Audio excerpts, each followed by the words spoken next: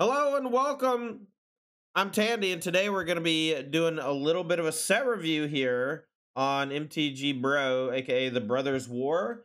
It is Friday, the 4th of November for me, and the full set is now online. And we're going to go over most of the cards, probably not all the cards. I'm going to do a lot of skimming and skipping when it comes to commons and uncommons, but we're going to go over as many of the good cards as I think that there are, all the rares and mythic rares, and then most of the things that I think are pretty sweet. And we're gonna kind of go in order based on the mythic spoiler here. We're gonna talk about decks that we've built in the last couple days for some of these cards. We're gonna talk about where they're gonna slot in. We're gonna have a pretty big emphasis on Pioneer when we talk about them, but I'll also mention that I think they'll be good in X or Y format and why. So without further ado, let's begin. So first up is Muriel, the Shield of Argive. So Muriel, Shield of Argive, 4 mana, 3/4.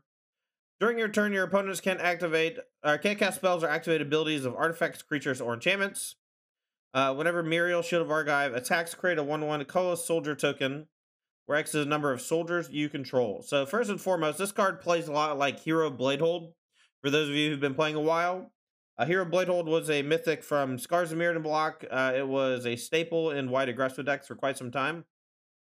This card is very similarly statted and has a very similar ability, with a major difference. If this is in play, your opponent can't cast removal spells or activate abilities of artifacts, creatures, or enchantments. So that means that the turn that this is cast, it cannot be killed by a spot removal spell. Now, that means if you can give it haste, it's pretty messed up. This would go well with something like Lightning Mauler, a pairing that would give it haste, which is also human. Unfortunately, that card is not in Pioneer, but at some point it could be. You know, I've thought that maybe they should retroactively add Innistrad block to Pioneer for quite some time. Regardless, Muriel, Shield of Argive, I think, is a prime example of a solid 4-drop that might not have a home. You know, as awkward as that is, I think this is a very powerful card for standard.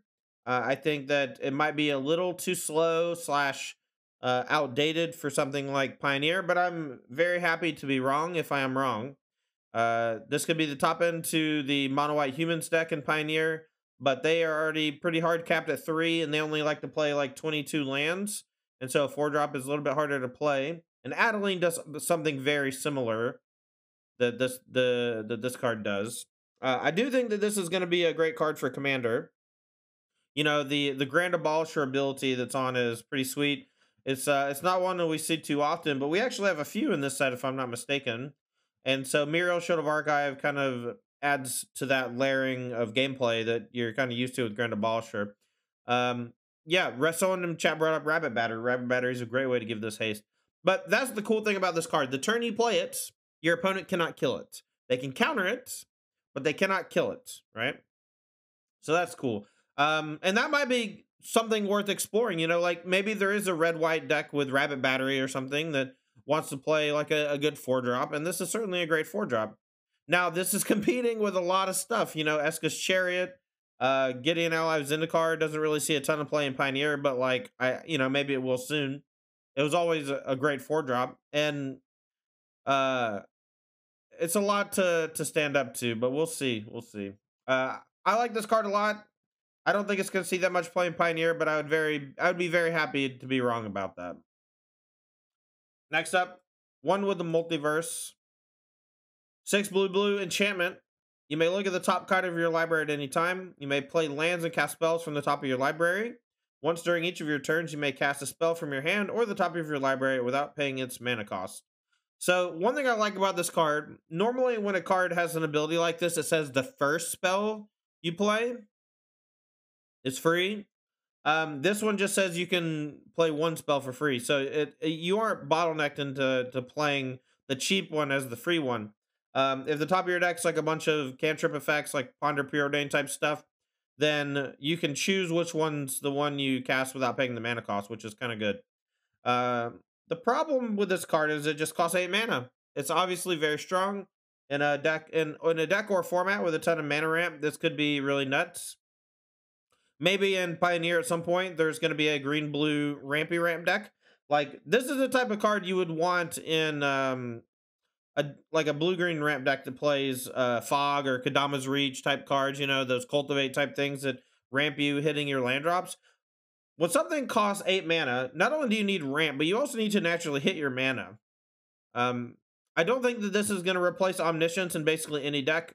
Omniscience is almost always cheated into play, and Omniscience also is involved in a ton of combos. This isn't really a combo card, if you ask me. This is more of like a late game card that you want to play that kind of acts like a future sight, but it also just lets you play one of those cards for free to let you kind of chain stuff together. This is definitely like an All-Antrazi card. Above my pay grade. Probably not going to see too much play in Pioneer, but definitely a sweet one. All right, next up, Gix Yawgmoth Praetor. Black 1, legendary, Phyrexian Praetor, 3/3. Whenever a creature deals combat damage to one of your opponents, its controller may pay 1 life. If they do, they draw a card.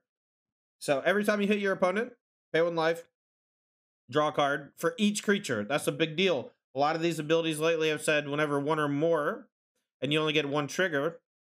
Gix is not like that. Gix is like Edric the Entertainer, you know, the old blue-green legend from Legacy that you use in like Green Sun Zenith decks. Now, it has the second ability. This ability is not going to be as relevant as the first ability. You're going to see that first ability played in a lot of really aggressive, low-to-the-ground black aggro decks in Pioneer. But the second ability is 4 black, discard X cards, exile the top X cards of target opponent's library. You may play lands and cast spells from among those cards without paying their mana cost. So, later in the game, spin 7. Maybe good in something like a Nykthos deck, you know, you never know. But we did build a deck yesterday around this card, and I'm going to show it right now for y'all. So this is the deck we built yesterday, and we'll go over what it's trying to do. So Gix Yawgmoth Praetor, whenever one of your early creatures connects, you get to draw a card with it, right? So you want to play it with great 1-drops like Bloodsoaked Champion, Knight of the Ebon Legion, Gutter Bones. We're notably missing one of the 1-drops that returns itself from the graveyard to play, but that one requires you to be hellbent. It's a little bit worse, harder to be hellbent with Gix. We're playing 4 copies of Scrap Heap Scrounger, but I think this might get replaced by something else we'll talk about in a few. 2 Tenacious Underdog, 2 Shielded Apocalypse. But this is just like your kind of normal looking mono black aggro deck. Fatal Push, Thoughtseize, Go for the Throat, Liliana the Veil. We're trying to essentially just utilize Gix to turn these early pieces of pressure not only into damage, but also to refresh so we can continue interacting, fatal pushing their creatures, eventually drawing into enough lands to play Shieldred and close out the game, hopefully. Mana or creature lands like Mutavault, Hive of the Eye Tyrant also work well with Gix. They just allow you to play the game in such a way where you just should always be attacking, or can always be attacking. This deck is relentless in how much pressure it can put on the opponent. Now, we also want to point out the Shieldred Gix interaction. So basically, every time you attack, deal damage, you pay 1 life, draw a card, but then you gain 2 life when you've cast Shieldred on that turn. So that's pretty sweet as well. The only downside, I think, to Gix is that itself doesn't have evasion, but I think that's okay. It has a lot of other stuff going on. And I think we should be able to hit our land drops in this deck pretty well. So maybe the 7 mana thing at the end of it's not that bad, you know? Sideboard-wise, you know, this deck's pretty straightforward. You know, we got some anti-graveyard stuff, but this is the type of stuff you're going to see Gix shine in and Constructed, is these low-to-the-ground aggro decks.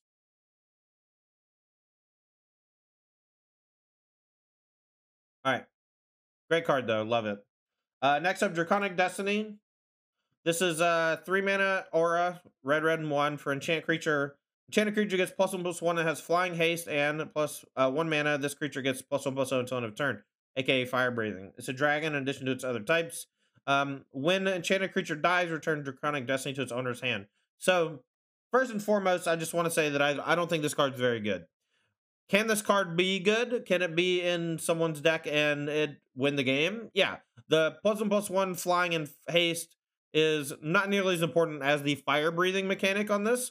Being able to put this on like a double strike creature, you know, fencing ace or something similar, it seems like it could be really powerful.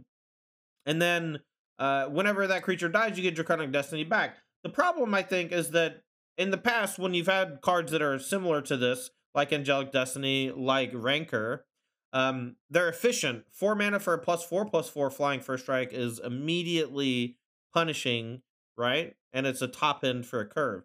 Draconic Destiny doesn't really feel like it should be a top end of a curve, right? A +1/+1 and Flying Haste for 3 mana, not that big a deal. First and foremost, if you are trying to give something haste, spending 3 mana to give something haste is a lot. Quite a lot. If your opponent can kill the, like, Rancor is good because you can usually cast it in spots for 1 mana where your opponent might be tapped out, and you might be able to sneak it into play. Draconic Destiny takes like half your turn or more every time you cast it. So it's hard to play a creature, then attaches to it, give it haste sometimes, especially a big creature. Um, I don't like this card. I think it's pretty bad.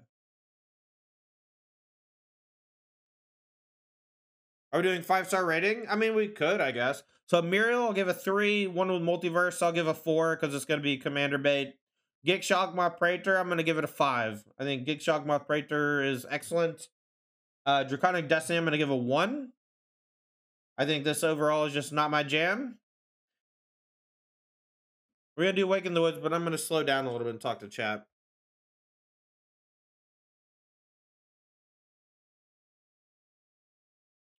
Yeah, it only comes back when the creature dies, so Disenchant kills it forever, which sucks.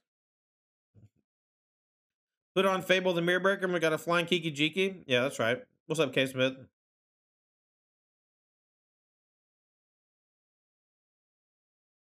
Boss been excited about this one. All right, let's do this one. Awake in the Woods, GGX, sorcery. Create X/1/1 green forest dryad land creature tokens. So, if you could spend GGX to search your deck for any number of forests and put them onto the battlefield, that might be a card that exists, right? Is that a card that exists? GGX, look for X forests and put them on the table. I feel like that's a card that exists. So this is similar to that, except they're creatures also. So this card's going to be really messed up with things like Avenger of Zendikar. I don't think Avenger of Zendikar needed that much help, but this is kind of a ramp and payoff spell rolled into one. This reminds me a lot of Conclave Tribunal. Or not Conclave Tribunal. What's the... there's a... I forgot the name of it, but it's the green-white Convoke, make a bunch of 1/1s, right? Green-white Convoke X, make X 1/1s. That card. I forgot the name of it. Anyway, this reminds me a lot of that card. Because it kind of fuels the next one. The first one fuels the second one, right? So the first one's usually not that great, but the second one's usually out of control. And the third one's usually lights out. Now, in Commander, obviously you just get the one Awake in the Woods, but there's a ton of ramp, you know, where this can be a payoff. But also if you just like get to turn 4 or 5 and you want to play Awake in the Woods for 3 or 4 mana, or X equals 3 or 4, that's still pretty darn good. You're still ramping up. You're making a bunch of essentially mana rocks, you know? And they're affected by Summoning Sickness on this turn. Just think of them as being tapped or whatever. It doesn't matter. But anything with landfall, this is going to be disgusting. That's all there is to it. You know, that's all I really got. I think this card's pretty cool. I don't know if there's a place for it in Pioneer. I like to look at all the green cards for Pioneer through the lens of Mono Green Devotion until something changes, something gets banned. And I think Awake in the Woods is just not really a card that fits into that deck. And I can't really think of a good place for it other than that, because I think the other ramp decks in the format are pretty weak. You know, there's like the Eldrazi ramp decks where you can play Cultivates and stuff, and Awake in the Woods could be okay in those decks because at 4 mana, you know, you make 2 1/1s. That's not too bad. And then sometimes the deck just struggles because it just draws too many mana sources later in the game, so one of your ramp spells just ends up being, you know, something that generates a bunch of creatures. The trick to this is playing stuff like Tireless Tracker, you know? I think that this is a good Tireless Tracker type card. Maybe there's some other creature that gains life when you play land. I know there's Jotty Offshoot. Maybe Jotty Offshoot, and this is pretty good in some matchups. Yeah, it's pretty sweet, though.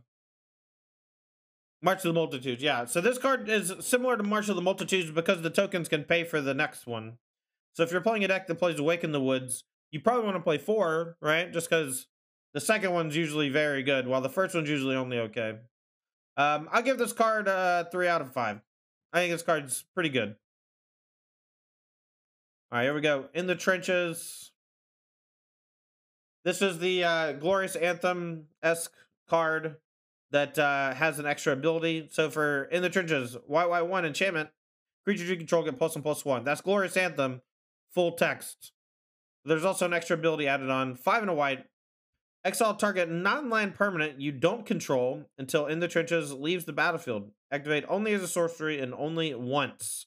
Not once each turn, just only once. So once per game, your Anthem can exile an opposing non-land permanent. That's pretty powerful. And I think that this is something that like a white devotion deck would really want, you know? Like a Nykthos devotion deck can put the +1/+1 to use, puts the double white devotion pips to use, but also later in the game, you just get to turn this into a kind of an expensive Oblivion Ring. But I think that's okay. I think this card is built for a different era of Magic. I don't think it's going to see much play in Constructed. I think there might be some commander decks that'll play it. If they do something that makes white devotion really good, then this could be good in a white devotion deck. I'm going to give it a 2 out of 5. It's okay. Not great.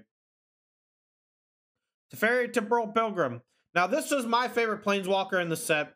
We'll talk a little bit about why. Teferi Temporal Pilgrim, 3 blue. Legendary Planeswalker Teferi. When you draw a card, put a loyalty counter on Teferi Temporal Pilgrim. Chad, this happens every turn. You draw a card, it gets a counter, okay? That means it's not really a 4 loyalty, it's really a 5 loyalty, right? When you play 0 to draw a card, it immediately goes to 5. If you get to untap it, immediately it goes to 6. But the kicker is that the -2 just makes creatures that kind of do the same thing. The -2 is create a 2/2 blue spirit creature token with vigilance, so it can both attack and block. And when you draw a card, put a +1/+1 counter on that creature. So every single turn, your 2/2 goes to a 3/3. You know, your Teferi gains a loyalty for free without doing anything. Just drawing a card for your turn. If you play this on 5 mana on an empty board and make a 2/2, Teferi is going to untap, go to 3 loyalty, and you get a 3/3. And then you get to -2 and make another creature. And then with all your mana, all you have to do is find some way to grow your creatures. Cast a Consider, cast an Opt, play Chart of Course, anything, right?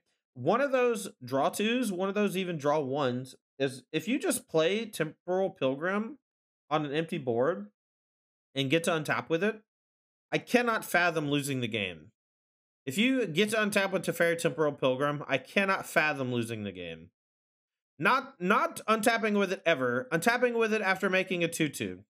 If you can play Teferi Temporal Pilgrim, minus to make a 2/2, and then you get to untap with Teferi, I do not think it is very easy to lose. And I think that that's a very powerful effect that a Planeswalker has on the table, and one that's not immediately understood by people because the stats look smaller than they really are. The 2/2 is really a 3/3 when you're on your next turn, so it's really aggressive, and it also has vigilance, which means you can start pressuring your opponent or their Planeswalkers without losing your protection on your own Teferi. What you're really going to want to do is you're going to want to play this alongside some cards that can generate blockers or just some blockers themselves. We made a deck yesterday with this card that I want to show off. I think it's pretty good. It's actually the first deck we made yesterday, I think. Hurt you that it costs 5? If it costs 4, you'd be crying in a month. This card is messed up. Alright, so this is a deck that I built the other day, and I want to show this one off a little bit. It's kind of hard to see. Let's see if I can zoom in a little more. Okay, so first off, 2 copies of Teferi Temporal Pilgrim, 4 copies of Third Path Iconoclast, 4 Ledger Shredder. Actually, I can get a better picture. Give me a second. This is like... Alright, this is way better. Alright, so Teferi Temporal Pilgrim is going to be protected by Fable the Mirror Breaker, Third Path Iconoclast, and all the tokens it provides, and Ledger Shredder. The rest of the deck, we're going to fill it with removal and card draw. We got Consider, Treasure Cruise, Opt. We have Fire Impulse, Strangle. Some Spikefield Hazards that double as lands. And 2 copies of Izzet Charm, which can be used as counterspells, removal, or looting. I think that this is a great start to a build for Teferi Temporal Pilgrim because it showcases the fact that Third Path Iconoclast can trigger off Fable, and Third Path Iconoclast can trigger off Teferi. So it becomes much easier to protect when the cards you're casting generate 1/1 bodies to play defense. but I really think that this deck does a great job at keeping the opponent's board clear. You could make an argument to cut the Crackling Drakes from this deck. I don't know how good or bad they are. I'm not going to argue like minutia on deck building at the moment, but this is just the skeleton of where I want to start with Teferi Temporal Pilgrim. And I think Third Path Iconoclast, Fable the Mirror Breaker is a great place to be. I think all these cards work really well together. Ledger Shredder too. I think that this is pretty sweet. I'll post the deck list in chat for anyone who's interested. All right. I give Teferi a 5 out of 5. I think that it is going to be truly overwhelming in standard. Maybe to the point where something needs to be done about it. I don't think that it's going to survive very long. I think this card is really broken. With that said, that's just a prediction. I'm definitely cool to be wrong. It could be way worse than I think. The 2/2 does die to stomp the turn that you do it. Teferi does die to stomp on the turn where you cast it if you -2. But I think in spots like that where your opponent has the ability to stomp or play whatever, just draw a card, you know? Just draw a card and go up to 5 Volty. Then it becomes a lot harder to kill him, you know? And that's kind of the great thing about the Teferi Temporal Pilgrim build, right? You have so many options, and none of them are bad. Like, none of these options are bad, but this is easily the most aggressive blue Planeswalker I've ever seen.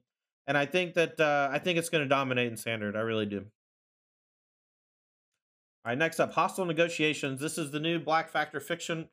3 and a black instant. Exile the top 3 cards of your library in a face-down pile, then exile the top 3 cards of your library in another face-down pile.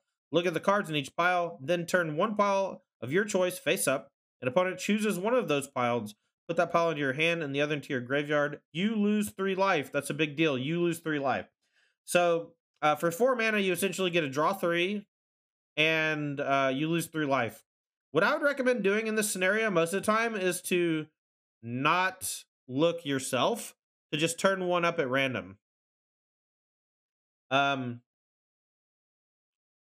I don't know. Like, I think people are going to just choose badly. Like, Factor Fiction was so hard back in the day. This card's kind of similar to Factor Fiction, but I think what's just going to end up happening is you're just going to choose wrong a bunch, and you're going to information leak a bunch. So I would probably just I would recommend turning one up at random so that your opponent doesn't know which one's the best. But maybe you should just look and then make a decision. I don't know. This card's cool. I'm only going to give it a 2 out of 5. I don't know that it's going to be that good. It's certainly very cool, though.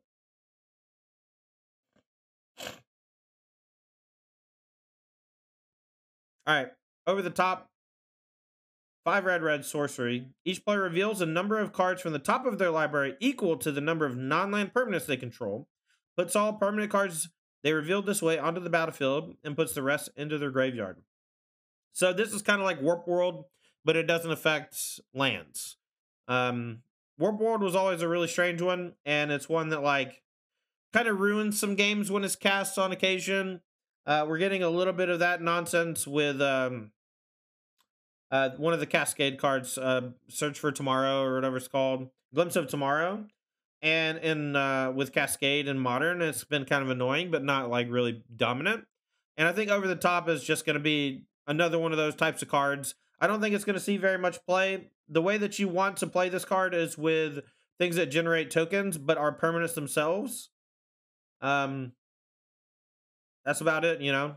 I think that you can easily develop a game plan and execute it to make this card viable in a slower format like Commander. Not slower format, but a format where, you know, mana acceleration is a part of the format.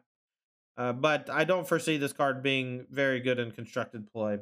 There's just too many like Warp World variants already. It just doesn't really add anything to that. So we're going to go with a 1 on that, but definitely fine to be wrong. Might be a cool combo with it. I'm not sure about. Next up, we'll do a 2 first since this is a meld card. We'll do Titania and the land that goes with it. Titania, Voice of Gaia. 1 GG. Elemental legendary creature. Has reach with a 3/4 body. Whenever one or more land cards are put into your graveyard from anywhere, you gain 2 life. So immediately this works with fetch lands. So that's something to note in Modern or Legacy if that's something you want.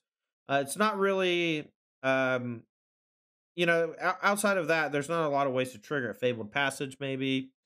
Terramorphic Expanse type cards, you know, Evolving Wild type cards. Then the beginning of your upkeep, If there are 4 more land cards in your graveyard and you both own and control Titania, Voice of Gaia, and a land named Argoth, exile them and meld them into Titania, Gaia Incarnate. So Gaia Incarnate, we'll talk about in a second, but let's talk about Argoth first. We'll skip it when we get to it later. So Argoth is a land, not legendary, so you can play a bunch, which is strange. They kind of stopped making legendary lands. Not stop, but they're very lenient about some legendary lands, which is interesting. Anyway, enters the battlefield tapped unless you control a green legendary creature. So if you have a deck with a couple legends, you can do this. I wish it said legendary creature or planeswalker. I would really like this in a deck that plays like Nissa, Voice of Zendikar.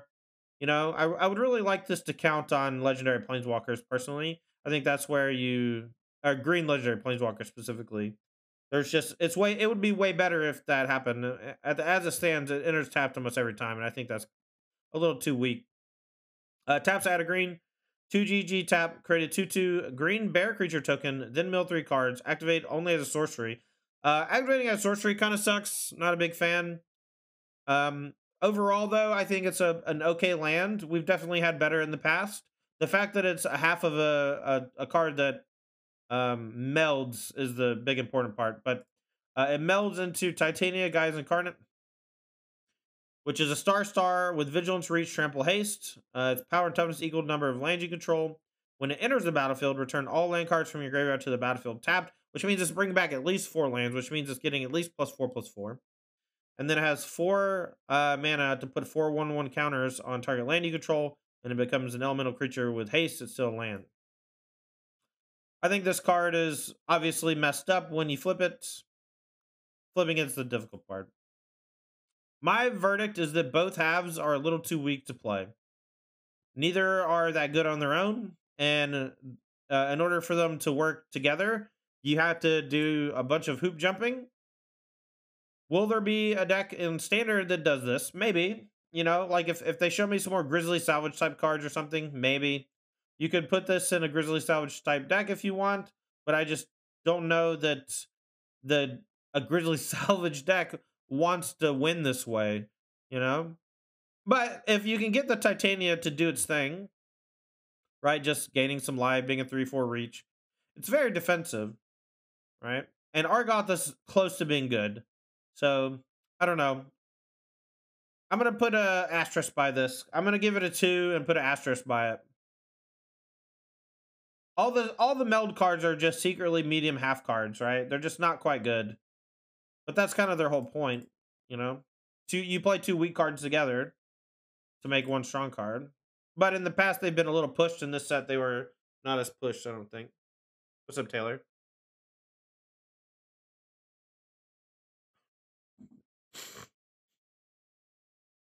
All right, next up, Siege Veteran. 2 and a white, human soldier, 2/2. At the beginning of combat on your turn, put a 1/1 counter on target creature you control. So, very similar to, oh man, why can't I remember names of cards right now? The 2 mana 1/1 that does the same thing in humans, mono white humans. Very similar card. The extra ability that you get for 1 more mana. Whenever another non-token soldier you control dies, create a 1/1 colorless soldier artifact creature token.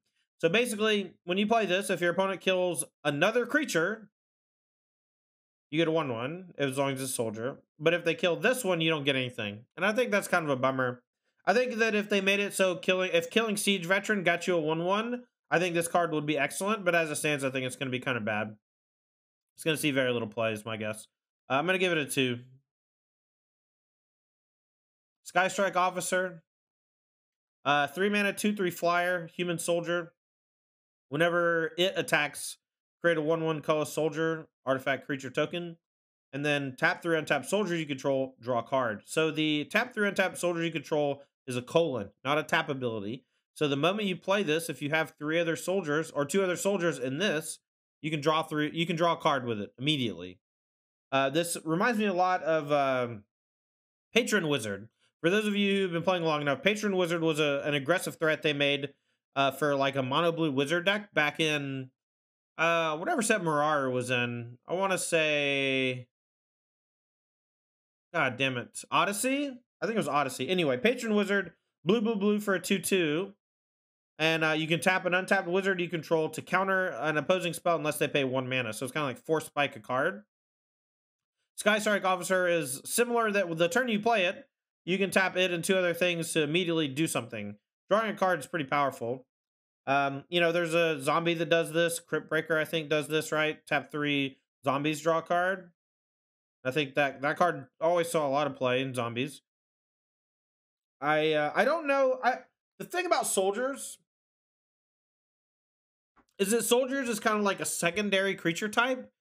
You know, humans has been like a big synergy. Goblins has been a big synergy, but it's rare that you see like rogues, right? Like whenever sometimes they'll do like the secondary creature type is the creature type of emphasis, where different clans are like coming together through culture, through the story, right, to unite and work together, right? Like all the rogues in Lorwyn, you know, it's fairies and goblin rogues and things like that. And now we have human soldiers and dog soldiers and whatever, right?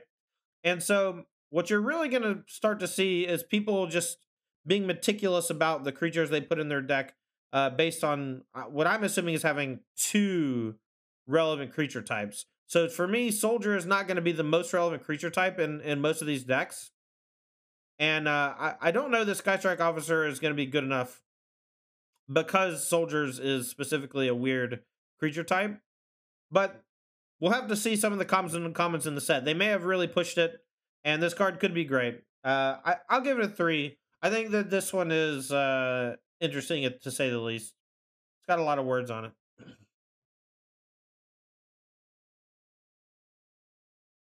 Next up, Misery Shadow. You versus the guy. You versus the guys you told you not to worry about, huh? Natuko Shade. Sorry, bro. Misery Shadow. Black and 1 for a 2/2. Shade. If a creature an opponent controls would die, exile it instead. 1 colorless, colon. It gets +1/+1 till end of turn. This is bucking the trend of previous decades of Magic for the shades being buffed with colorless mana instead of black. They almost all costed black before now they're colorless. I don't really like that direction, to be quite frank. I think that is a slippery slope.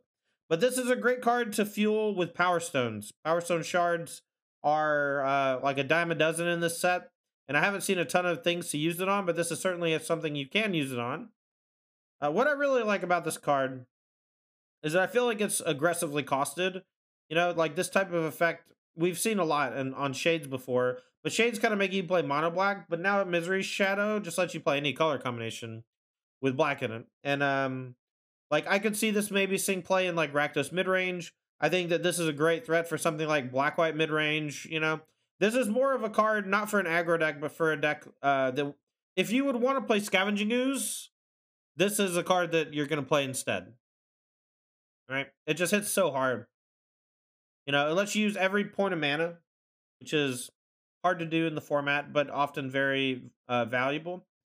I'm going to give this card a 4 out of 5. I think it's going to see some play. I think it's going to be pretty good too. And I also think it plays better than it looks, right? Because the threat of the shade is almost always better than the shade ability itself. The threat of the shade just makes it essentially unblockable or hard to block. We saw a little bit with, I think it's called Dread Shade, the black one from a few years back. In Standard, you know, every time someone would play it on turn 3, it's like, well, can you kill it?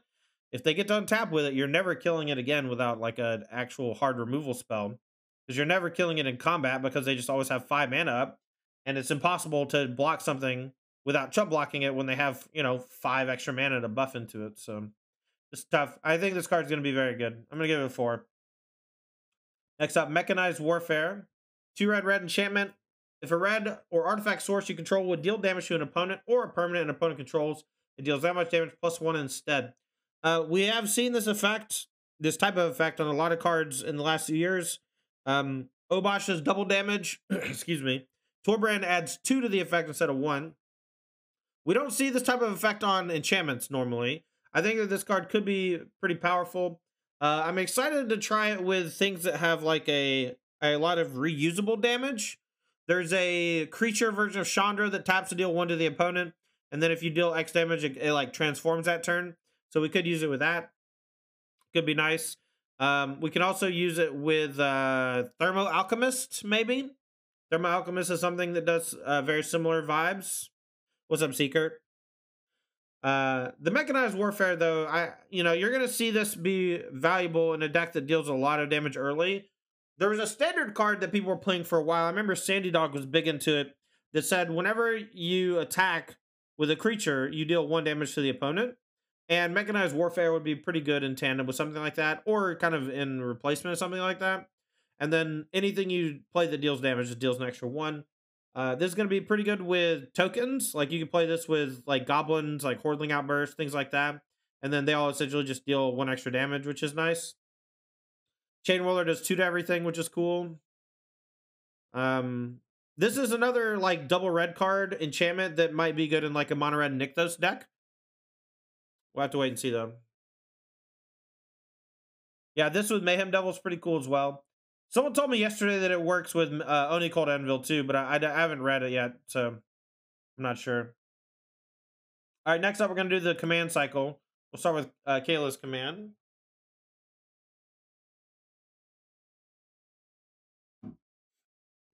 So Kayla's command, 1 white sorcery, choose 2. Create a 2/2 colorless construct artifact creature token. Put a 1/1 counter on a creature you control against double strike until end of turn. Search your library for a basic planes, put it in your hand. Gain 2 life and scry 2. So a lot of combinations on this card that I like. Making a 2/2 and getting a planes is my favorite. Putting a counter on something, giving a double strike, though, actually can just kill your opponent sometimes in some weird spots. Especially if you have a flying creature. And I think that white does a great job, especially white mid-range decks, of just playing like reasonable mid-rangey type creatures. I'm a big fan of this one. 3 mana commands that choose 2 abilities are often very good. And most of the abilities on this card are great. Later in the game, against like an aggro deck, you can make a 2/2, gain 2 life, and scry 2. You know, very similar to Charming Prince in that regard. In fact, this card just gives me big Charming Prince vibes, to be honest. But I love the fact that you can get a planes.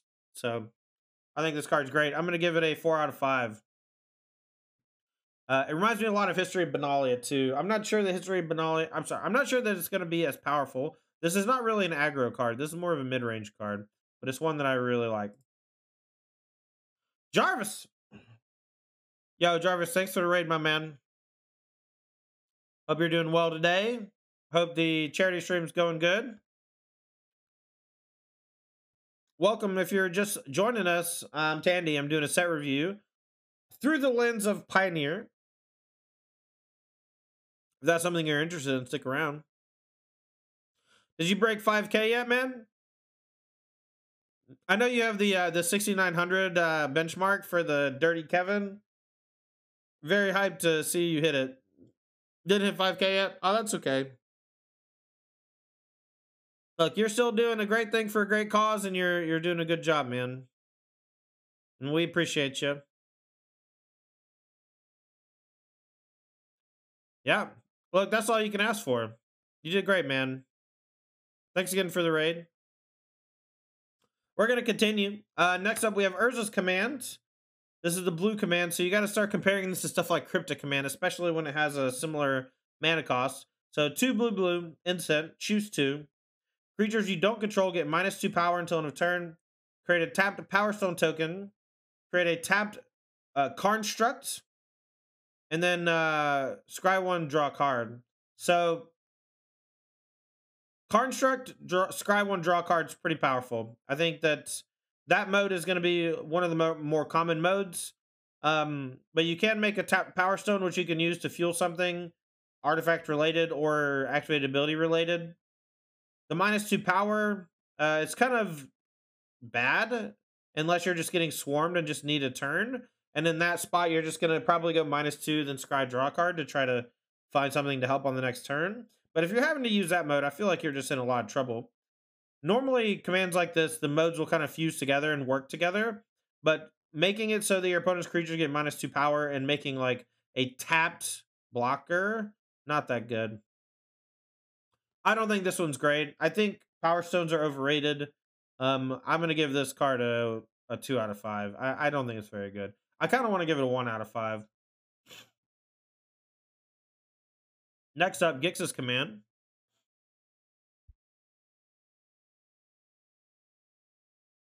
5 mana sorcery, 3 black. Choose 2.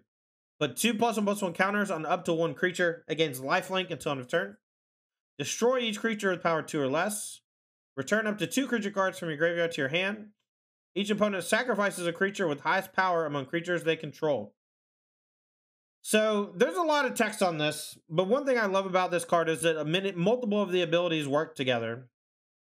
So at 5 mana, you can put 2 counters on a 2 power creature, and it gains lifelink, and then you can destroy each creature with power 2 or less. So if you're playing a matchup where your opponent's being aggressive, this is a 5 mana sweeper with multiple potential spots for upside.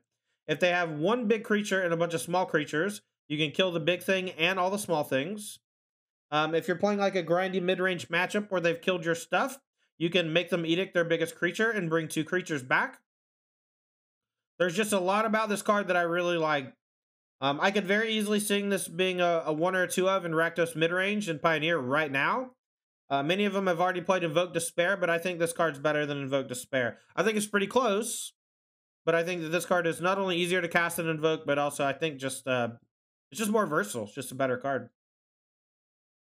A big edict, like sacrificing their biggest thing. We've seen what Crackling Doom can do in Standard, right? Like that card was so powerful when it was in Standard, and we've had a couple of similar things since then. Soul Shatter wasn't as prominent, but still playable, still viable. I think this card's excellent, though. I'm going to give it a 4 out of 5. I don't think it's going to be like a 4 of staple in a bunch of decks, but I also wouldn't be surprised to just see way more of this card being built around, you know? All right, next up. Mistress Command, red X sorcery, choose 2. Choose target player. They may discard up to X cards, then draw that minute. Then they draw a card for each card they discarded this way. The spell deals X damage to target creature. Deal X damage to target planeswalker. Or target creature gets +X/+0 and gains haste until end of turn. So on their own, none of these abilities are worth red X, right? And that's kind of what we've seen on all the commands, right? No one ability is worth the spell. So it's up to you to figure out ways to utilize the extra cards, or the extra half card that you're gaining from the ability. The baseline of this is deal X to a creature and a planeswalker. I think that that's pretty decent. Deal X to a creature and buff your guy is also okay. Where I'm most excited about trying this is for about 4 mana, dealing 3 to a creature and then discarding 3 cards to draw 3 cards. I think that that could be a great way to not only turn, like, you know, mediocre resources in hand into fresh resources, but you also get to like kill a creature while doing that type of effect. And it's rare that we get those like hand cycling effects that can affect the battlefield. You know, I think that the sweet spot's going to be about 3 mana. If you're ever going to do this for 2 mana and kill a creature, like if you're on the play, you know, you play a thing, your opponent plays Llanowar Elf, and you go, kill your creature, buff my guy, or kill your creature, discard a card, draw a card. I think that's really where this card's going to shine. But the later the game goes, I mean, the better it gets. Like, the bigger creature you can kill, the more cards in hand you can wield, the bigger buff you give to your creature and give it haste. I think this card's pretty good. I don't know, man. It's like, it's not very efficient, but it does do a lot of different stuff. So I hope it ends up being good. I'm going to give this card a 3 out of 5. I think it's okay. Next up, Titanius Command. 6 mana, so it's better. It better do a lot, and it does. Exile target player's graveyard. You gain 1 life for each card exiled this way. That's a pretty big deal. Sometimes it can gain just an enormous amount of life. Search your library for up to 2 land cards. Put them onto the battlefield tapped, then shuffle. Primeval Titans enters the battlefield ability. You can create 2/2 green bear creature tokens. And then lastly, put 2+1/+1 counters on each creature you control. So I built a deck with this yesterday. I'm going to pull it up real quick so y'all can see. This is the last deck we built on stream yesterday. Now, this is going to be a text file picture. It's kind of weird looking. So this is a deck I built under the assumption that Karn is banned at some point, right? If Karn is banned at some point, I think that this could be the deck that replaces it or something very similar. Titanius Command specifically is a card that you want to try to put emphasis on two modes. The two modes I want to emphasize are search your library for up to 2 land cards, put them on the battlefield, tap, then shuffle, and put 2 counters on each creature you control. So we have kind of a token sub theme here with Vivian Arcbow, Nissa Voices Zendikar, a bunch of cheap creatures like Burning Tree Emissary, Llanowar Elves, Voyaging Satyr, Old Growth Troll. And putting a counter on, or putting 2 counters on a swarm of elves actually turns them into real cards, right? When you do that type of thing, it actually just makes them much stronger. And it makes it so that some of those early draws are just not nearly as bad when you can buff all those creatures and threaten planeswalkers, threaten to end the game. Now, if you already have Nykthos going, if you already have a bunch of mana, making 2 4/4s is a big deal, right? 6 mana, put 2 bears into play, and then put 2 counters on everything. The way that this is worded, the way it stacks, you make the bears first, and then they get the buff. So, worst case scenario, this is 6 mana, make 2 4/4s. That's pretty good. I really wouldn't underestimate the exile target player's graveyard. I think that ability can sometimes just put the game out of reach against some opponents. You know, going to get a couple lands like a Nykthos and you know, you can maybe go get Argoth, the new Argoth. There's a bunch of lands you can go get. And in this build, we're just going to go get Nykthos and Lair of the Hydra, but we can also get a Hash Up Oasis if we want.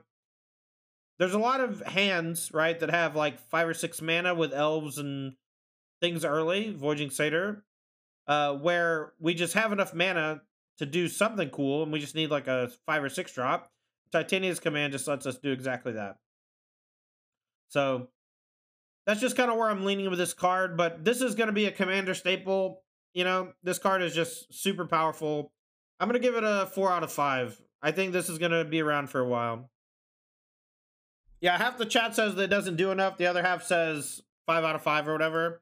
That just means it's a good card, because it's hard to parse. Next up, Lorn of the Third Path. 2 and a white for a 2/1 Human Artificer. Vigilance. Vigilance is important. When there's a battlefield, destroy up to 1 target artifact or enchantment. So it has Reclamation Sage vibes. And then as one last ability, tap. You and target opponent each draw a card. That last ability probably not going to come up too much, unless you're super desperate for stuff. But as a 3 mana Reclamation Sage with a bunch of upside, I think it's pretty good. I think this is going to see a lot of sideboard play for white decks. I think most white decks are going to play at least 2 or 3 of this card. Yeah, it also works with Narset, Spirit of Labyrinth, and stuff, so that's a good call. Yeah. Very high on the list. It's just good. Like, it has a lot of abilities. They're all good. Next up, Temporal Anchor. This is another one of those engine cards that we're seeing a bunch of. 3 and 3 blue mana for a legendary artifact. Beginning of your upkeep, scry 2. When you choose to put 1 or more cards on the bottom of your library while scrying, exile that many cards from the bottom of your library. So basically, when you scry 2, if you put them on the bottom, don't actually put them on the bottom, just set them to the side. During your turn, you may play cards exiled with the Temporal Anchor. So essentially what you want to do is, if you don't expect your opponent's ever going to kill Temporal Anchor, you should exile the top 2 cards of your deck every time. And that will essentially give you 2 extra cards every turn. That's it. Just the card engine. It's very powerful. Essentially draw 2 extra cards every turn. But that's it. I don't know. 3 out of 5. Probably great in Commander. I don't think this is going to see play in any constructor format. Just kind of expensive. Faithful Handoff. 3 and a black sorcery. Target opponent gains control of target artifact you control. Draw cards equal to its mana value. So I thought that this would be cool with the prototype creatures, but I don't think that it works with those. So I don't really know what this is going to do. I guess you just got to play some like big artifact that just hasn't enters the battlefield, and then you just donate and draw that many cards. But donate cards have been good in the past, you know, like donates popping up here, harmless offerings popping up here. There's got to be some artifacts that are like kind of bad, you know, to give to your opponent. I don't really know how to evaluate this card though, so I'm just gonna put an asterisk next to it. I have no idea, but these type of cards always find a home. You can do some mess up stuff in Magic. They kind of break the rules. Next up, Brotherhood Zen. 1 red sorcery. Choose 1. Deal 3 to each creature and each planeswalker, or Destroy all artifacts with mana value 3 or less. This is a revolutionary sideboard card for multiple formats. It might see some main deck play, but I think that this is a 5 out of 5 design, 5 out of 5 power level. It's great. You know, it's not going to ruin anyone's format. It's not going to ruin anyone's day, except for the person playing Affinity and Modern. But this is just a great Punisher sideboard card for those matchups where it can also be viable and valuable in creature-based matchups. I love this card. I think it's great. It's also got a depiction of an iconic moment where Urza and Mishra just are done with each other, you know? This is like, you know the moment when you're a kid and you get in a fight with your sibling and one of you punches the other in the face and then it's over? Your friendship, your brotherness is over because you have broken the sacred vow of never punching your brother or sister in the face? This is Brotherhood's End. Papa John's Napkin says, as a sack player, I heavily dislike this card. Yeah, this is going to ruin your Oni Cold Anvil for days.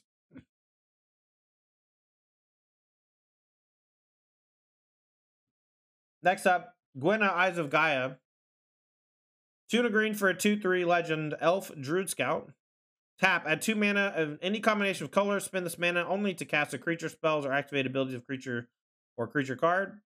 Whenever you cast a creature spell with power 5 or greater, put a 1/1 counter on Gwenna and then untap it. So we have seen plenty of these like 2G elf creatures that you want to like play as a secondary ramp mechanic with Llanowar Elves. The only one that I've ever remember being good was Shaman of the Forgotten Ways, and there was one that tapped for 3 mana. It was like a 3 mana 0/1 that tapped for 3 mana. I don't remember the name of it, but those cards did something very similar to Gwenna, and they rarely saw play. Like, these cards rarely see play, but when they do, it's almost always because of another card that this enables. The one that tapped for 3 was originally to enable Angel of Serenity, being hard cast from hand. But Gwenna, I don't, since it can only cast creature spells, I don't love it. But I do know that there are a bunch of ways to untap it and like kind of combo with it. And I think that you're going to see a lot of that. And I don't know how good that's going to be, but this card certainly goes in the like Bard class deck. You know, like the Bard class deck just got a pretty big upgrade, right? So I'm going to give it a 3 out of 5. I think it's a very specific card, but it's one that could be powerful. Yeah, it's a great commander card. I agree. Somber World Sage, yeah, that's the one.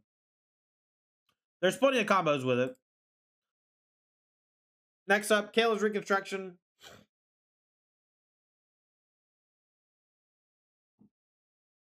White, and X. Look at the top 7 cards of your library. Put up to X target artifact or creature cards with mana value 3 or less from among them onto the battlefield. Put the rest on the bottom of your library in a random order. So, I don't know how to build this deck, but this is basically just another type of Collect a Company. It just costs 1 more mana. For 5 mana, you basically get Collect a Company, right? But it can hit artifacts. So, you can either do this with like a Artifact Portable Hull Springleaf Drum deck, or you can do it with like humans with Reflector Mage deck.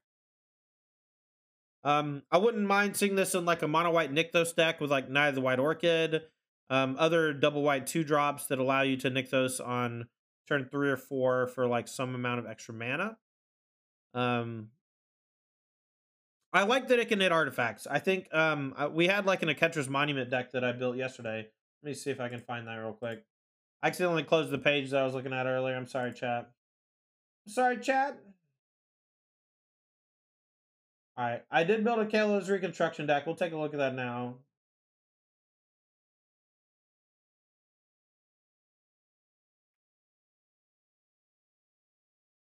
All right, open new tab. Let's see if we can zoom in some. All right, it's a little blurry. Sorry about that. So we have an 80 card deck, but basically we're playing Skyclave Apparition, Reflector Mage as like our big 3-drops that we can hit off Kayla's Reconstruction. But the one that I want to talk about the most is Aketra's Monument. So 3 mana artifact, makes your white stuff cost less, and whenever you play I think a white creature, you get a 1/1. So what ends up happening is you just get a bunch of like cheaper creatures, cheap Fiend's Informant, cheap Charming Prince, cheap Extraction Specialist, Reflector Mage, right? But when you go for Kayla's Reconstruction, you can hit Portable Hole or you can hit Oketra's Monument. What this deck probably needs is like a card draw engine of some kind. I think that Kayla's Reconstruction is cool, but you probably want like Welcoming Vampire or something similar so that when you play a card, you just get to cycle it every turn. And I'm not sure that there's enough engine stuff going on to do that. The rest of the deck, you know, you can also play some Glass Caskets, things like that. But I think Kayla's Reconstruction, this is like the bare minimum of what you can do with Kayla's Reconstruction. So I think this card's pretty sweet. Sorcery? Yeah, but it can find really sweet stuff. And it scales really nicely. I'm going to give it 4 out of 5. I think this card's going to be defining. I think it's going to be really good in Pioneer as well. Next up, Drafna, Founder of Latnam. Legendary creature for a blue and 1. Has the ability blue and 1, return target artifact you control to its owner's hand. That just screams like maybe broken, right? Bouncing an artifact. 3 tap, copy target artifact spell you control. The copy becomes a token. Commander Bait could be good maybe at some point in Pioneer, but I doubt it. This is certainly a card that does a lot of cool stuff. And we'll definitely see play. We'll give it a 4 out of 5. I think it's going to be messed up. For Pioneer specifically, probably not relevant. All right, Gixian Puppeteer. 3 and a black for a 4/3. Firestone Warlock. Non-legend. Whenever you draw your second card each turn, each opponent loses 2 life and you gain 2 life. Whenever the Puppeteer dies, return another target creature with mana value 3 or less from your graveyard to the battlefield. I don't know. A lot of creatures do something very similar to this.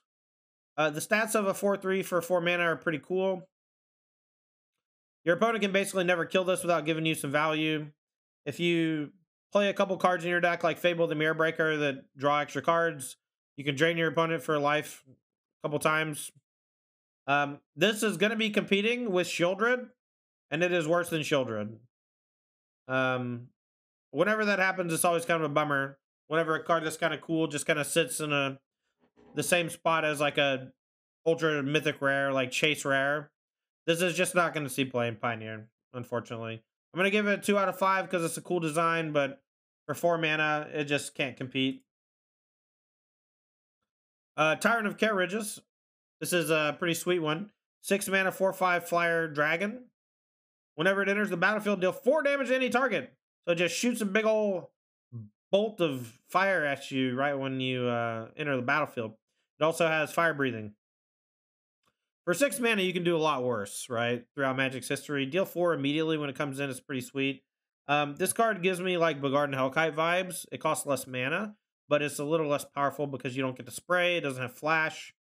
This is a card for a different era. I'm going to be real. If this card was printed 20 years ago, it would have been like the most chase rare in the set. If it was printed 10 years ago, it might have seen play in Standard. At this stage, I don't think it's going to see play in anything. 6 mana creatures just don't really do much, you know? Like, it doesn't have haste. It doesn't draw 20 cards. It comes in and shoots something for 4. That's pretty good, right? Killing a thing for 6 is pretty good. This is like Glorybringer that costs 1 more mana. And Glorybringer is like borderline at this point anyway. Oh yeah, excellent limited card. Excellent limited card. I'm going to give it 2 out of 5. Cool design. It's not going to see play. Now, Teething Wormlet. This is a nice one. Not yet, Bolt Snap Bolt. We did a little bit when we were talking about the Teferi. But if you weren't here yesterday, let me link you to my deck thread. Go check out the deck thread from yesterday. That's just all the decks we built.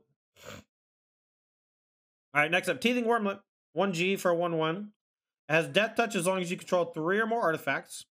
Whenever an artifact enters the battlefield under your control, you gain 1 life. This is the first time this ability is resolved this turn, put a +1/+1 counter on Teething Wormlet. So, this works really well with Cat Oven because you can put the artifact into play on your opponent's turn, and it triggers on your turn and opponent's turn. So it can grow very quickly. I think that this card is going to be great in like a Jund Sacrifice deck. It has a lot of synergy with all of those little cards that's all the cards that like make tokens all the time. This is a deck we built with it yesterday. But basically we have Goose, Cat Oven, Deadly Dispute, and Oni Cold Anvil and Trail of Crumbs that all generate artifacts. We use the Teething Wormlet as just something that gains some life, but also gets really big. We have Sweeper and Meathook Massacre, which does not kill Teething Wormlet if it's big enough. And then basically we just have, you know, a 1 mana mess up card that gets super big and gains a bunch of life, and then Mayhem Devil. And now we have 2 big payoffs to go with all of our engine cards instead of just the Mayhem Devil. And I think that Wormlet's going to be great for like applying pressure to some stuff, but it's also just going to insulate you from aggro decks. Gaining a life every time an artifact comes in is great. And then it getting bigger only happens once a turn, but like you can do that in ways where you get extra buffs on your opponent's turn, but every single time you gain a life. So it's a very cool card and one that works really nicely with all of our engines. 5 out of 5. I think this card's nuts. I think it's going to see a lot of play in a lot of formats. It's not Arcbound Ravager, but it's like kind of similar in that vein. Like it's very good. And it's like secretly broken too. Like it's very strong for 1 mana. It's just so big. Next up, Soul Partition. This is one that Ross really likes. So for 2 mana instant, you exile target non-land permanent. For as long as that card remains exiled, its owner may play it. A spell cast by an opponent this way costs 2 more to cast. So long story short, you kind of blink something out of existence. Your opponent can recast it for 2 more mana. Acts a lot like Elite Spellbinder for their cards in hand, but it makes them pay for it twice, basically. On an old Growth Troll or something, this is going to buy you a lot of time because it removes it from the table. I don't really love this card, but Ross likes it, so I don't know. I think we can do better. I think Declaration in Stone's probably better. The fact that this hits Greasefang is kind of neato. It also exiles instead of putting it to the graveyard, so the 2 mana more to cast just kind of hoses them for a full extra turn instead of them being able to just return it with Can't Stay Away. I don't know. I think this one's tricky, but I don't love it. I wish it would let you play your creature for free. Like if you target your thing, it's free. If you target their thing, it costs 2 more. As it stands, this card's just kind of meh on me. No, you have to cast it again. You don't get to play it for free.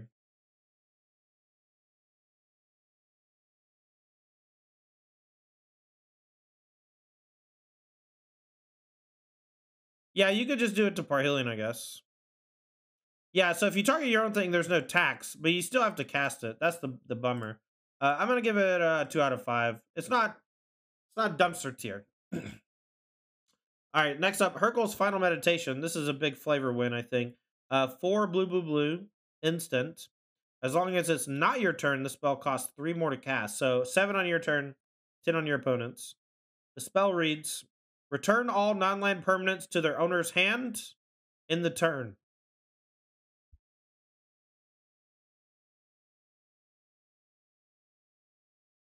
Well, this card seems kind of messed up, right? I don't know. Like, Cyclonic Rift sees play in basically every format that is legal, and it's very good. I don't think that this is going to be Pioneer playable, but I think this is going to be an absolute nightmare for Commander.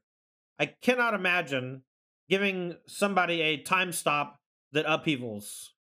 This card is fucking crazy. I don't know. 5 out of 5. Absolutely broken. Probably going to ruin a lot of people's experience in Commander. That's my guess. What do you think, chat? Do you think this card is broken? Do you think it's just good? Do you think it's unplayable? I don't know. Specifically for Commander, I think it's super gross. But for, if we're talking about, like, any sort of competitive constructed, it costs a lot of mana. I doubt you're going to see it have too much play. All right, we have Rav saying, obviously good, but not broken. Next Sagar says 100% broken.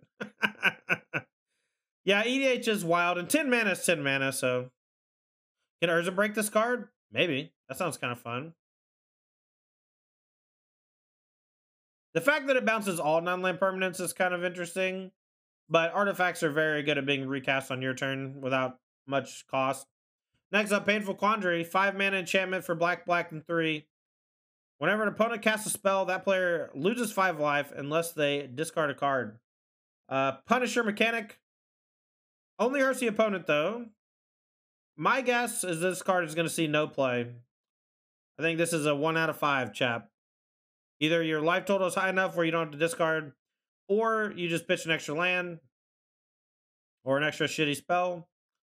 The fact that your opponent gets to choose is a bummer. If this just said, like, obviously if it said whenever an opponent casts a spell, if it was either ability instead of both abilities, it would be better. Like, I wish this said, like, whenever any player plays a spell, counter that spell unless they discard a card. That would be kind of cool. Maybe make it cost less mana. At 5 mana, I think this is something that, like, you can ramp into in Commander, since it doesn't hurt you. But in Constructed, it's just no good. It's really good against, like, decks that play a bunch of spells in one turn, though, which is very Commander specific, right?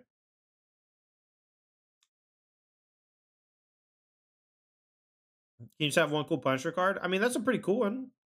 Just play it in Commander. I'm sure it'll be fine. Like, if you play that card in Commander, every single opponent will attack you, right? And that's pretty good. If every single opponent's like, oh, we gotta kill this guy, it's pretty good for 5 mana. Anyway, next up, Visions of Phyrexia.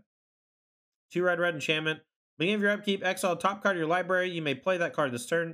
At the beginning of your end step, if you didn't play a card from exile this turn, create a tap Power Stone token. So basically, the first turn you play this, I think you get a Power Stone, if I'm not mistaken. Because you just play this, there's nothing to exile, so you get a Power Stone. And then on the next turn, you get to get a free card or a Power Stone, your choice. This card is, like, very similar to, like, Outpost Siege, you know, right here. I doubt it'll see play in any constructed format. It's worse than Experimental Frenzy. Could see play in Standard as, like, a red draw engine in matchups where your opponent hits you pretty hard with stuff. But I think it's just too weak in general. It's not bad. It's just worse than Experimental Frenzy, really, is all. Frenzy's just kind of in a league of its own in that vein. Next up, Fauna Shaman reprint. Fauna Shaman, for those of you who don't remember, was in, I believe, a core set back in the day. Was the first time it was printed. 1 and a green for a 2/2. Green tap. Discard a creature card. Search your library for a creature card. Reveal it. Put it in your hand, and then shuffle. This goes really well with things that you want to reanimate, or things that are good from the graveyard, a la Vengevine. Fauna Shaman's been around a while. This is the first time it's going to be in Pioneer. I'm pretty excited to try it. I bought a bunch of them to see if it's any good.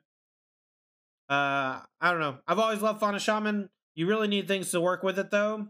I think right now in Pioneer, there's not enough stuff to do with it, but you can play this in, like, a green-black Narcomoeba style deck, right? Or green-black-blue, you know, Dredge or whatever. Discard your Prize Amalgams, discard your Haunted Dead, go get, you know, various creatures that have some sort of play to the battlefield. I don't know. We'll see. I love Fauna Shaman, so I'm giving it a 5 out of 5. I've played it in Legacy before. We're in a different era, though, so it might be horrible. Great Assault. Reprint Goyf? Yeah. Goyf would get, like, a 2 out of 5 in today's Standard, though, right? Today's Pioneer. Next up, Takazia's Welcome. 2 and a white enchantment. Whenever one or more creatures with mana value 3 or less enters the battlefield under your control, draw a card.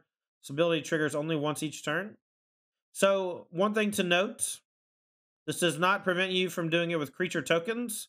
So if you have ways to generate tokens on your opponent's turn, you get to draw an extra card. This is very similar to Welcoming Vampire, Mentor the Meek. This is not an effect that is rare these days. I would much rather have it on a creature like Welcoming Vampire, I think. because it's a creature that you can find off Collected Company. I would not play this card in Pioneer ever, I don't think. 1 out of 5. Hercule Master Wizard. This is one I haven't read too much into yet. Blue 1 for a 2/4 legend. Human Wizard Advisor. At the beginning of your end step, if you've cast a non-creature spell this turn, reveal the top 5 cards of your library. For each card type among non-creature spells you've cast this turn, you may put a card of that type from among the revealed cards into your hand, with the rest on the bottom of your library in a random order. So, you play a non-creature spell, you get a trigger on the end step. On the end step, you get a card from the top 5 that matches a spell type that you played this turn, this non-creature. So an enchantment, an artifact, instant, sorcery, whatever. So my guess, this is probably going to see play in decks with Mishra's Bauble. I think artifact decks with Mishra's Bauble that also play, you know, maybe some Serum Visions type stuff could be good. Dig for Paradox, yeah, could be medium with Mox Ember. I agree. Seems like it could be okay. This seems like a very obvious artifact-based card, but can work with sorceries and instants as well. 3 out of 5. It's going to be fun for some people, medium for others. Diabolic Intent reprint. Black and 1 sorcery. Additional cost to cast a spell, sack a creature. Search your library for a card, any card. Put that card in your hand, then shuffle. The first time around, this card basically saw no play in Standard. It was in the format we called Extended at the time. Never saw play. This is the first reprint in a while, and the moment it got reprinted, this is new to Pioneer. Doomwake, friend of the channel and streamer, said that he thought that it would get banned. I don't agree. I don't think it's very good. I think the tutors are specifically broken in combo decks, and only okay outside of that. And Diabolic Intent is not really a combo-centric card. I think this card's obviously great for Commander. A reprint's probably necessary for that format. We could see this as a 1 or 2 of in various Jund or Rakdos Sacrifice decks in Pioneer. And if that happens with like Karaja's Expertise, or you steal something with, I don't know, Claim the Firstborn, and then you get to tutor, I think that's perfectly fine. I think that sacrificing a creature is a real cost for this type of effect. I also think this card is worse than Deadly Dispute. So I think if you're ever in a vein where you want to play Deadly Dispute or Diabolic Intent, you should always choose Deadly Dispute, and then you should supplement Deadly Dispute with Diabolic Intents. 3 out of 5. Feldon Ronom Excavator. Red 1 for a 2/2 haste, legendary. You can't block. Whenever it's dealt damage, exile that many cards from the top of your library. Choose one of them. Until the end of your next turn, you may play that card. If you get it stomped, you get to play something. If your opponent blocks it, you get to play something. Otherwise, though, if it dies any other way, not so good. 2/2 haste for 2 mana that can't block. This is not an ability that we've missed out on in the past. You know, there's plenty of cards that do something very similar. The 2 mana 2/2 haste. If this were 2 mana 2/2 haste unblockable, it would be very similar to what it is now. Your opponent's not going to want to trade with it very often. I don't think it's very good, but it could be okay with something like Mox Amber. I don't know. I don't think I want this in many of my red aggressive decks, to be honest, but I could be wrong. I'm going to give that 2 out of 5. I wish it could block, you know? Just let me be able to block, bruh. All right, next up, Fade from History. 2 GG. Ooh, all right. Do I need to come down and get it? Anyway, Fade from History, 2 GG. D-Mills, thanks for 37 months. That's a lot of months. Yo, if I didn't big shout out your 3-year anniversary, the 36-monther last time, I apologize. Dude, that's sick. That's so much time being subbed to the channel, man. I appreciate you so much. No, it's okay. I'll come down and get in a few. Thank you. All right. Each player who controls an artifact or enchantment creates a 2/2 green bear. Jesus Christ. Gangway! Digital with a 5 gifted. Thank you so much. K Smith, Tuba, Miller Tool, Classic Jazz Gaming, and Boca Nation. Welcome and welcome back to Todd Squad. Anyway, 4 mana, make a 2/2, then destroy artifacts and enchantments. All right. Anyone who has something that gets blown up gets a 2/2, and then they all go bye-bye. Whether or not this card sees play is directly related to how many artifacts and enchantments are running around. I think that this is worse than like any of the Shatter Storms we've had in the past, but this one kills enchantments too. It only costs 4 mana instead of 5, so.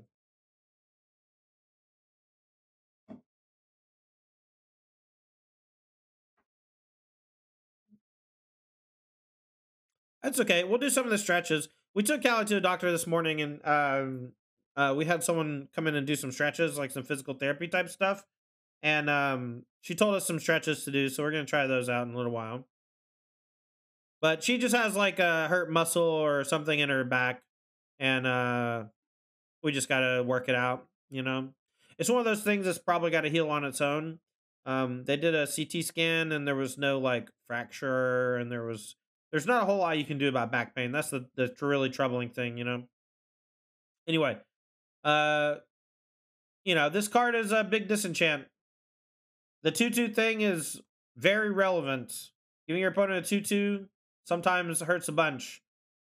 You know, Beast Within or whatever. Papa John's Napkins coming back with a 3 months, yo. That's a name that I haven't seen a lot in the last couple years, but I'm glad to see you again, Papa John's Napkins. Papa John's Napkins used to hang out in Versus Live all the time. Super cool person. Always asks good questions. So thanks again for the resub. Always appreciate you. Next up, Meticulous Excavation. This is one that's going to break Commander with Dockside Extortionist. 1 mana, white, enchantment, 2 and a white. Return target permanent you control to its owner's hand. If it has Unearth, exile instead, then return it to its owner's hand. Activate only during your turn. So anything that generates 4 mana is infinite mana. Right? Or something like that. So Dockside Extortionist cost 2 to cast and 3 to bounce. So it needs to make 6 mana each time, I guess. So I guess it's not as it's really just Dockside Extortionist that it goes infinite with. Maybe a couple other things, but this card is kind of broken. Easy to break. Next up, Defabricate. Instant, blue and 1. Has a lot of modes. Counter target artifact or enchantment spell. If the spell is countered this way, exile it instead of putting it into its graveyard. Next, counter target activated or triggered ability. So very similar to Annul/Stifle. This is basically just Stifle/Annul. It exiles it though. Cool card. This was Covert Good Blues preview card. It was pretty sweet. We're in the uncommons now, so I'm probably not going to do them all, but I'll do a couple. Ashnod Flesh Mechanist. 1 black for 1/1 Death Touch. Notable legend for Mox Amber. Whenever Ashnod attacks, you may sacrifice another creature. If you do, create a tapped Power Stone token. So a good little sacrifice engine to make Power Stones, and as a exile or as a colorless activated ability to let you use those Power Stones for good. 5 mana, exile a creature card from your graveyard. Create a tapped 3/3 colorless zombie artifact creature token. So this is Ashnod, I guess, learned how to make Phyrexians or whatever. Kinda. Cool card. Doubt it'll see a ton of constructed play, but it's cool. I like it. Horn Stoneseeker. This is one people were talking about a bit. Red and 1 for a 2/2 menace. When it ETBs, you get a Power Stone. When it leaves the battlefield, you sack a Power Stone. So 2 mana, 2/2 mana ramper for red. But when it dies, you lose your ramp. She made Transmogrants. Gotcha.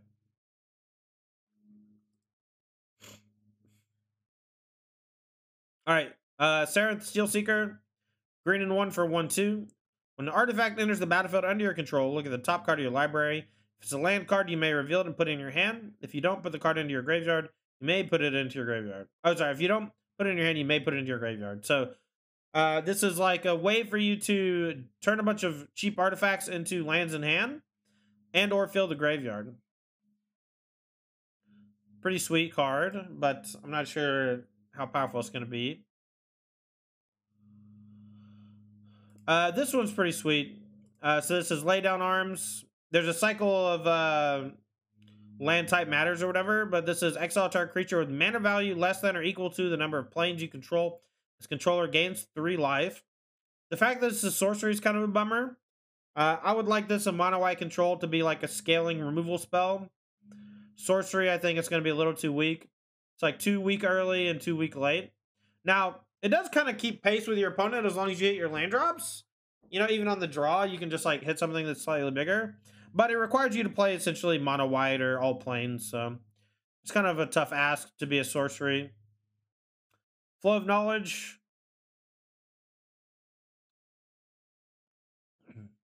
5 mana, draw a card for each island you control, then discard 2 cards. There's a 6 mana one that's a sorcery that does this. I forgot what it was called though. But you don't have to discard 2 cards. Flow of Ideas, that's the one. Flow of Ideas never saw play. I doubt this one's going to see play. But instant versus sorcery is a big deal. Discarding 2 is kind of a lot though. Corrupt Reprint's pretty sweet. I haven't seen this one. Sarkadian's Cliff Stomper. 2 mana 04. As long as it's your turn and you control 4 more mountains, it gets plus X+O, where X is the number of mountains you control. So until you have 4 mountains, it's just an 04. A little bit of a bummer. If this were just a X4 equal number of mountains, I think it would be fine. 2 mana, 2 4s, maybe too strong in mono red. I don't think so, though. I would have loved if this just been... The fact that you have to control 4 kind of sucks, actually. I kind of hate that. It doesn't have evasion. Like, the fact that it has 4 toughness, I guess, is the big deal. Even if they just made it a 2 mana 03 with +1 for every mountain you control, I think that would have been fine. These decks don't hit their land drops that much. I don't know why this one's so constricted. I feel like this is overproduced, right? They kept tweaking it and they found that like it was too good for limited or too good for standard, and then so they just keep making it worse and worse. And they found a weird medium spot, and it just kind of sucks. Blanchwood Armor reprint. This one's cool. I like Blanchwood Armor. I don't think it's going to be very good in any constructed format, but I love me some Blanchwood Armor. Before we continue too much, I just want to do one more card, but then I think I'm going to take a lunch break because I need to eat. Next up is Bushwhack. This is maybe my favorite card from the set, and mostly because of its simplicity. So this is just combining Lay of the Land and Prey Upon, and both cards that are good and limited in their respective formats, but also not good enough on their own for constructed most of the time. Bushwhack kind of solves that problem, allowing you to essentially treat this like Flower Flourish. For those of you who've never played Flower Flourish, it was pretty decent in Standard, and it was okay in Pioneer for a few weeks. But Bushwhack just kind of allows you to spread your colors around a little bit, right? Playing different 2 and 3 color decks for little downside. And, you know, acts like Attune with Ether, Traverse the Ulvenwald. But instead of like Traverse the Ulvenwald's difficulty to Delirium, we have a pretty free fight for 1 mana. You know, later in the game, if you don't need to do the fight thing, you can just go get a land. But early in the game, you can get a land, which is so good. But if you're ever flooded and you don't need the land anymore, this card's just great. Like, I could easily see this being in a mono green deck. Like, you know, there are, like, Oath of Nissa exists, and Oath of Nissa is good, but Oath of Nissa is good because it can get a land or do something else. And this card gets a land or does something else. And the something else is pretty reasonable, you know? When you're playing Old Growth Troll, Cavalier of Thorns, you know, even just like the 2 mana 3/3s. This is maybe my favorite card in the set. I absolutely adore this card, and I really hope it's good enough for constructed play. All right, here we go. Let's keep going. So we did Bushwhack. I think I'm just going to skip most of these, but if there's any of these y'all want to talk about, just let me know. Someone wanted to do... So Arms Race is one that I like. So this is one of those cards that I could easily see becoming a Judge promo. Whenever a card becomes a Judge promo, it's usually because it's somewhat like hard to find a unique effect and doesn't have a reprint yet. And this is such a weird one that I think in probably 5 years or something, they're going to make like a Judge Promo arms race, and it's going to be $100 or whatever. Don't put that on you. I'm just saying. This is just one of those cards, right? It's very obviously powerful, and it does really degenerate stuff in formats where you can play any artifact in the game. This is an S tier uncommon, and it will be a thing you have to play against a lot.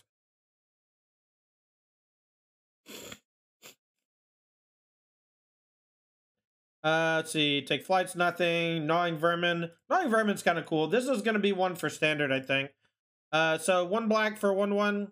Enters the battlefield. Target player mills 2. So kind of a little self-mill like Stitcher Supplier-ish. And then when it dies, target creature you don't control gets -1/-1 till end of turn. So does Shambling Gas type thing. Does Stitcher Supplier type thing. This card's pretty sweet. I think it's going to see a lot of play in various constructed formats. Decks that want to self-mill want it. Decks that want sacrifice stuff want it. So we'll have to wait and see what Brain Genius puts this in a deck.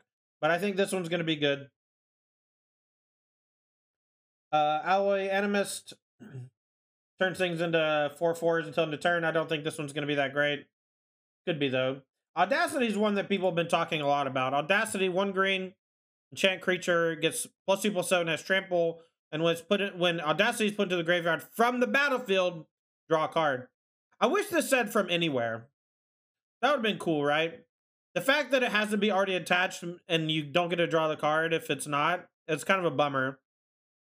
I know that might like break the game engine at some spots, but the downside of auras in general is that when your opponent kills your creature, if they do it in response, you don't even get the ability. And if they do it afterwards, you still lose the aura. And so auras need to like return to your hand or draw a card or do something once they've come into play. This is pretty cheap for this effect, so this could see play in like Pioneer Bogles or whatever. But there's not that many hexproof creatures in the format. And I just wish they had reprinted Rancor. I think Rancor is like a perfect Magic card. Like there are a few cards in Magic that evoke a pure theme for me as far as a game piece is concerned. Rancor is just S tier, and Audacity is a C at best or whatever, you know. Next up, Obliterating Bolt. Red and 1, sorcery. Deal 4 to a creature or planeswalker. If that card would die this turn, exile it instead. So long story short, Obliterating Bolt, just better Lava Coil. It's planeswalkers, the end. This is going to see a lot of main deck play in Pioneer as a 1 or a 2 of. It's going to see a lot of sideboard play.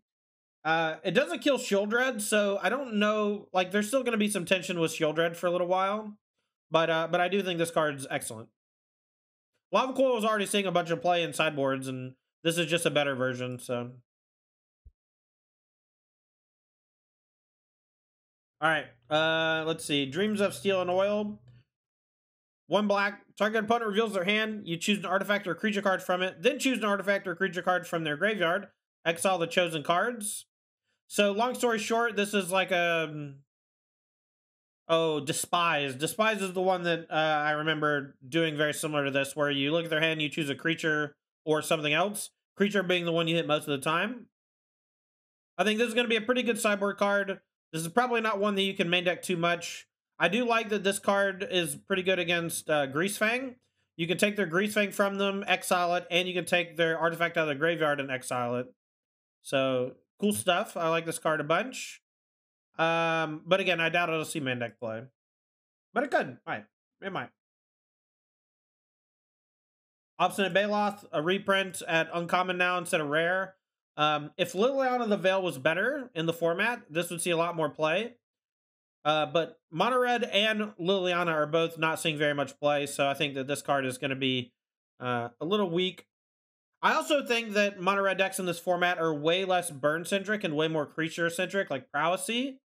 And Soulscar Mage makes it so Obstinate Baloth's second best ability, which is blocking, is less relevant, you know?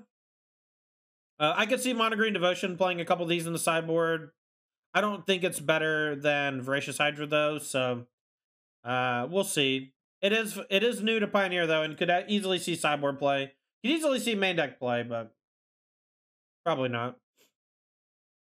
Monster Swift Spirit reprint. This is important for Standard, but it's already in Pioneer. So I'm just kind of powering through the uncommons. There's a Urza and a Mishra that are like youngins, and they're like Luden and they're Remagen. They're very similar in what they do, but haste is much stronger than vigilance. But 3 toughness is much stronger than 1 toughness. So these cards are very similar. I like that Mishra can activate and then gain you mana, right? You play it on 3, maybe attack for 2. And then on 4, you can rummage, discard an artifact, and gain a mana. I think that's pretty sweet. Urza makes the Power Stone, though. I don't know. I guess maybe the Power Stone's slightly better. But not having haste is a big deal. Go for the Throat reprint's pretty sweet. I think there's going to be a lot more artifacts coming up, though, so I'm not sure if this is going to be the main deckable card over Heartless Act or whatever. It's important to note that Heartless Act is not seeing a ton of play because it doesn't kill Ledger Shredder very often, and that's a bummer. And a lot of aggressive decks put counters on their creatures, which also makes Heartless Act worse. So we might see more Go for the Throats coming up soon. Recruitment Officer, a new human soldier, Savannah Lions with a huge upside. Later in the game, this is a card that can just start acting like a Dustwatch recruiter or whatever. You just get to, whenever you have 4 mana lying around and nothing to do, you just now have something to do. But it's attached to a 1 mana 2/1. And a 1 mana 2/1 with no abilities is almost playable in Pioneer. So this is probably going to replace like Kithian and some stuff like that. Maybe it's definitely better than Soldier of the Pantheon, which is starting to see some play. A lot of these cards just came out today, and I haven't seen them yet. So I'm not sure. If there's any of these that you think are cool, just let me know. Better than Inspector? Yeah, I think it's better than Thread Inspector as well. Attacking for 2 for 1 mana is just a big deal. Recommission's a cool one. A 1 and a white sorcery. Return target artifact or creature card with mana value 3 or less from your graveyard to the battlefield. If a creature enters the battlefield this way, it enters with an additional +1/+1 counter on it. I think this card's pretty cool. I think being able to bring an artifact back from the graveyard is just not something we have a ton of. And if they ever make a vehicle that's very good that costs 3 mana, Recommission could be good in a Greasefang deck. But mostly, I don't know where this goes, but I just like that this effect exists. 2 mana to return something from the graveyard to play is just sweet. I saw some people talking about this one. I don't think it's that good, but maybe. So 1 red for a 1/2. Goblin. It gets +2/+7, has a menace as long as you sacrifice a permanent this turn. This kind of reminds me of, what was the 1 red 1/2 with menace that whenever you discarded a card, it got +1/+0. It was in all the Hollow One decks. This kind of reminds me of that card. I don't think it's very good, but I think it's interesting. Medium and modern with fetch lands.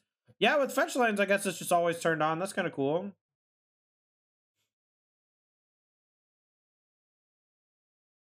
One mana 3/2 menace. I guess we just have better things. People don't even play Wild Mikado, you know.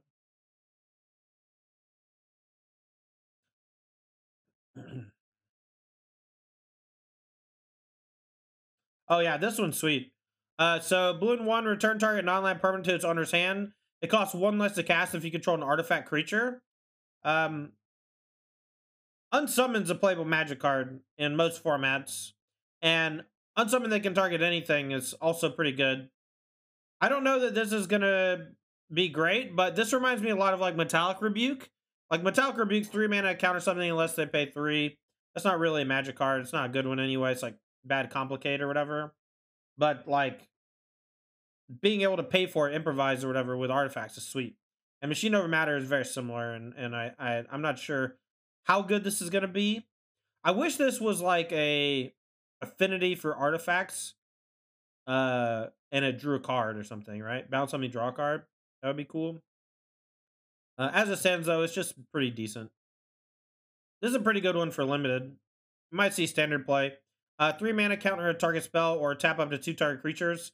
One thing about counter spells that usually makes them like weak at 3 mana is that your opponent can play a 1-drop and a 2-drop creature, and then your counter spell no longer does anything, right? Like, you can't beat the 2 things that are in play.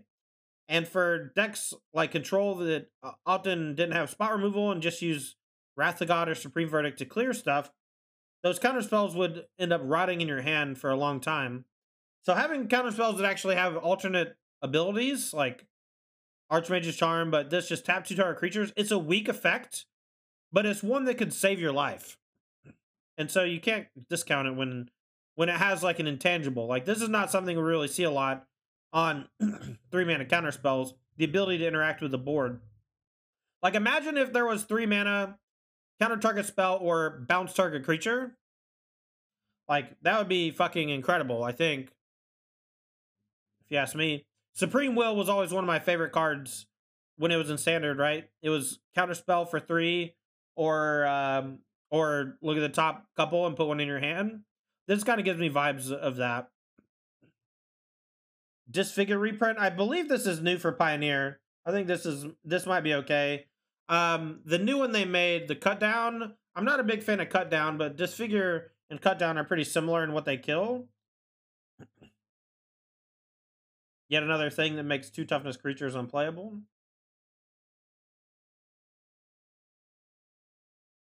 So Bitter Reunion. This is one that I actually saw a while back that I love. So Bitter Reunion. Red 1 enchantment. When it enters the battlefield, you may discard a card. If you do, draw 2 cards.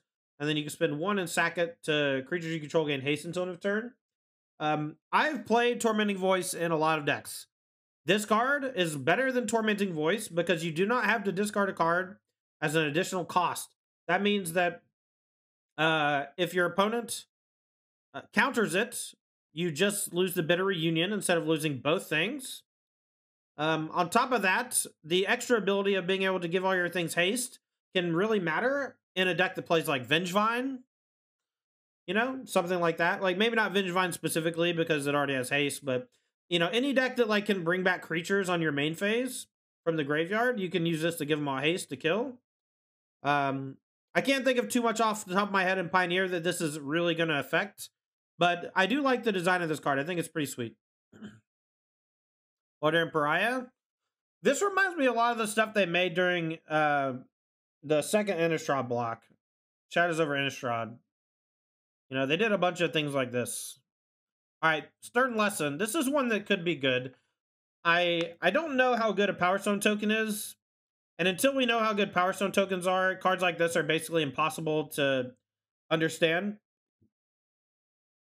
But I think the ability to play Stern Lesson, make a ramp card, untap, cast a 5-mana artifact is awesome.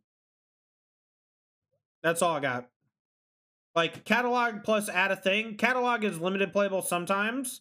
Divination is constructed playable rarely. But Instant Speed Divination is constructed playable sometimes. And this is just like, instead of an extra card, you get a ramp effect. And if you can put that ramp effect to use, then it's crazy. First multicolor card, we're going to do Serenth Great Worm. This is a mythic rare, 6 mana, 4 RG for a worm. Not legendary. Has Trample, 7/6. Whenever a land enters the battlefield, create a tapped Power Stone token. This triggers for every player. Any player plays a land, you get a Power Stone token.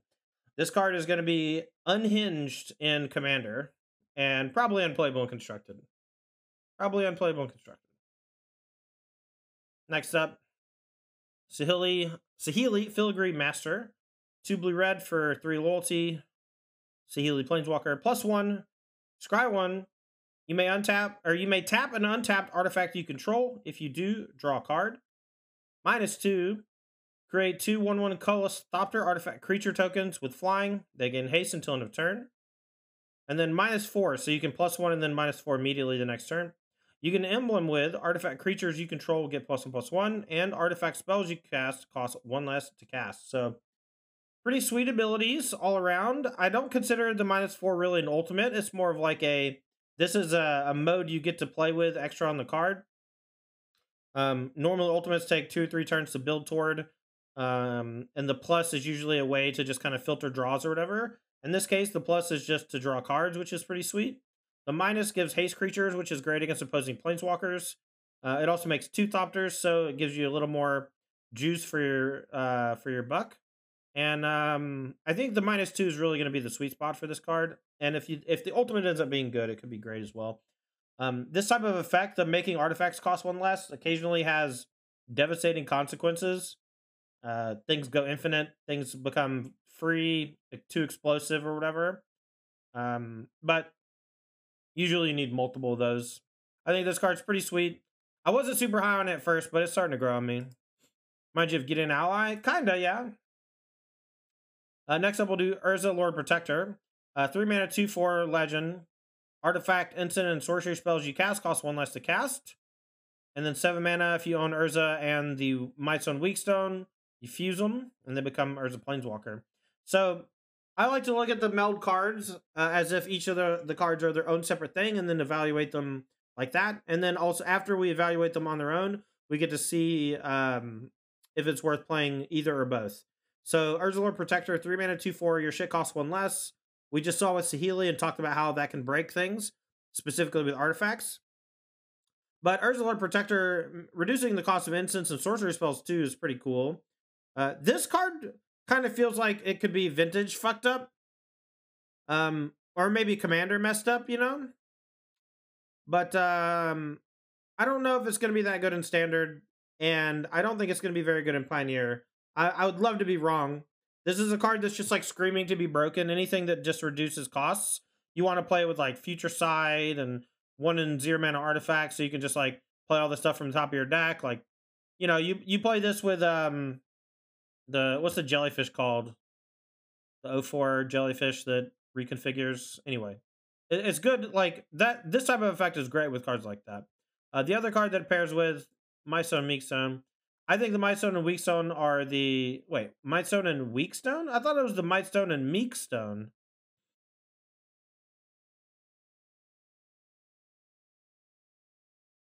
Did I just enter an alternate dimension? Meekstone's a card, right? I thought the Mightstone and the Meekstone were the 2 stones that made up Karn. Is that not what these are?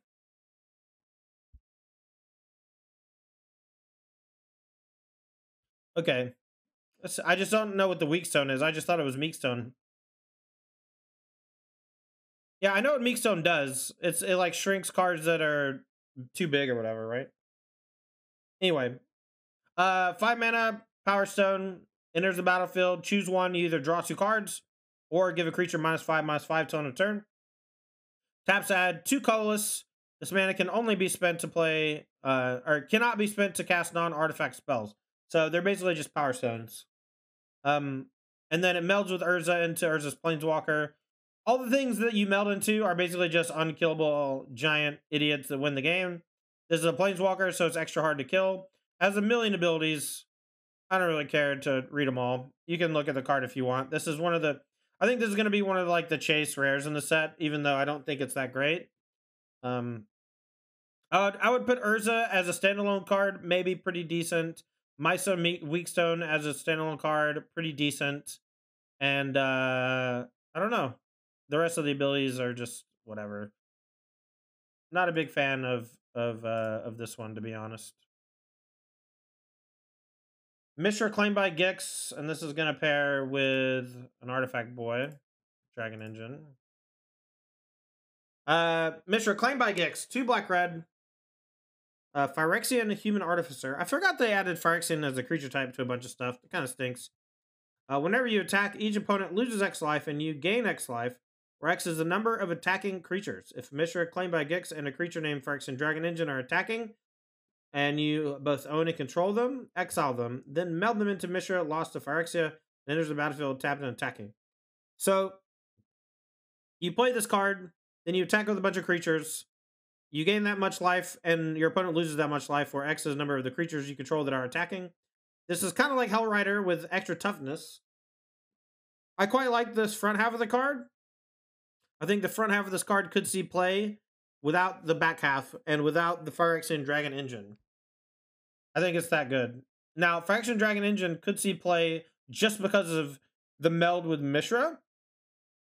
But if you play these two cards in a deck, you're only playing them because Mishra is just good enough on its own. Faction Dragon Engine is not good enough on its own. I like that you can accelerate into Faction Dragon Engine with Llanowar Elves, but I don't really want to play Faction Dragon Engine in a deck without Mishra, and I don't know that I want to play Elves in a Mishra deck. So the backside is a giant idiot with a million abilities. It's Mishra riding a fucking Dragon Engine or whatever. But whenever it enters the battlefield or attacks, you choose 3. Target opponent discards 2 cards, deals 3 damage to any target, destroy target artifact or planeswalker. So you get like this immediate effect times 3 whenever you transform it. Creatures you control gain menace and trample. Creatures you don't control get -1/-1. Create 2 tap power stones. So just a boatload of abilities when you transform. You should be able to win the game if you transform. But I think the draw really is Mishra, and if you want to put them both together in a deck, feel free. Next up, Legion to Ashes. This is a type of card we've seen before. 3 mana, exile target non-land permanent and opponent controls, and then you exile all tokens that player controls with the same name as that permanent. So if your opponent has 2 old growth trolls on the table, Legion to Ashes will only exile 1. But if you target a token, like a soldier token or a construct token, you get all of them. If your opponent has made a token copy of any of their cards and you exile the original, it exiles all tokens. I would have loved to have this just been like Sever the Bloodline or whatever for Black White 1. I think that's a reasonable effect. It would be very good. As it stands, I think this card is just okay. I don't think it'll see a ton of play. 3 mana is a lot for a generic removal spell, to be honest. Deathbloom Rituals, 5 mana, 3/5, Elf Warlock. Taps to add X mana of any one color, where X is the number of creature cards in your graveyard. This one I think can get out of control, but the trick will just be building a deck around it. This is a very obvious Commander staple. I think that anyone who plays a black-green deck in Commander is going to want this. Like, they all play graveyard-enabling things, and, you know, Muldrotha is, like, one of the big ones for Sultai colors, and this just easily goes in that deck. For competitive constructed, I don't think it'll see much play, though. It kills all Power Stones, if that matters. Yeah, anything that's a token, it kills all of them or whatever. That's okay.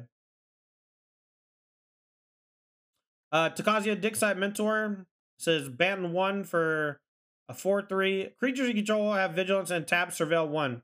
That ability itself might be very good. That's a very scary thing to say, right? Surveil 1 and Scry 1 are not the same thing. If this were Scry 1, it would be like, okay, whatever. But Surveil 1 allows you to put stuff into your graveyard. And something that allows you to just optionally mill a card off the top of your deck.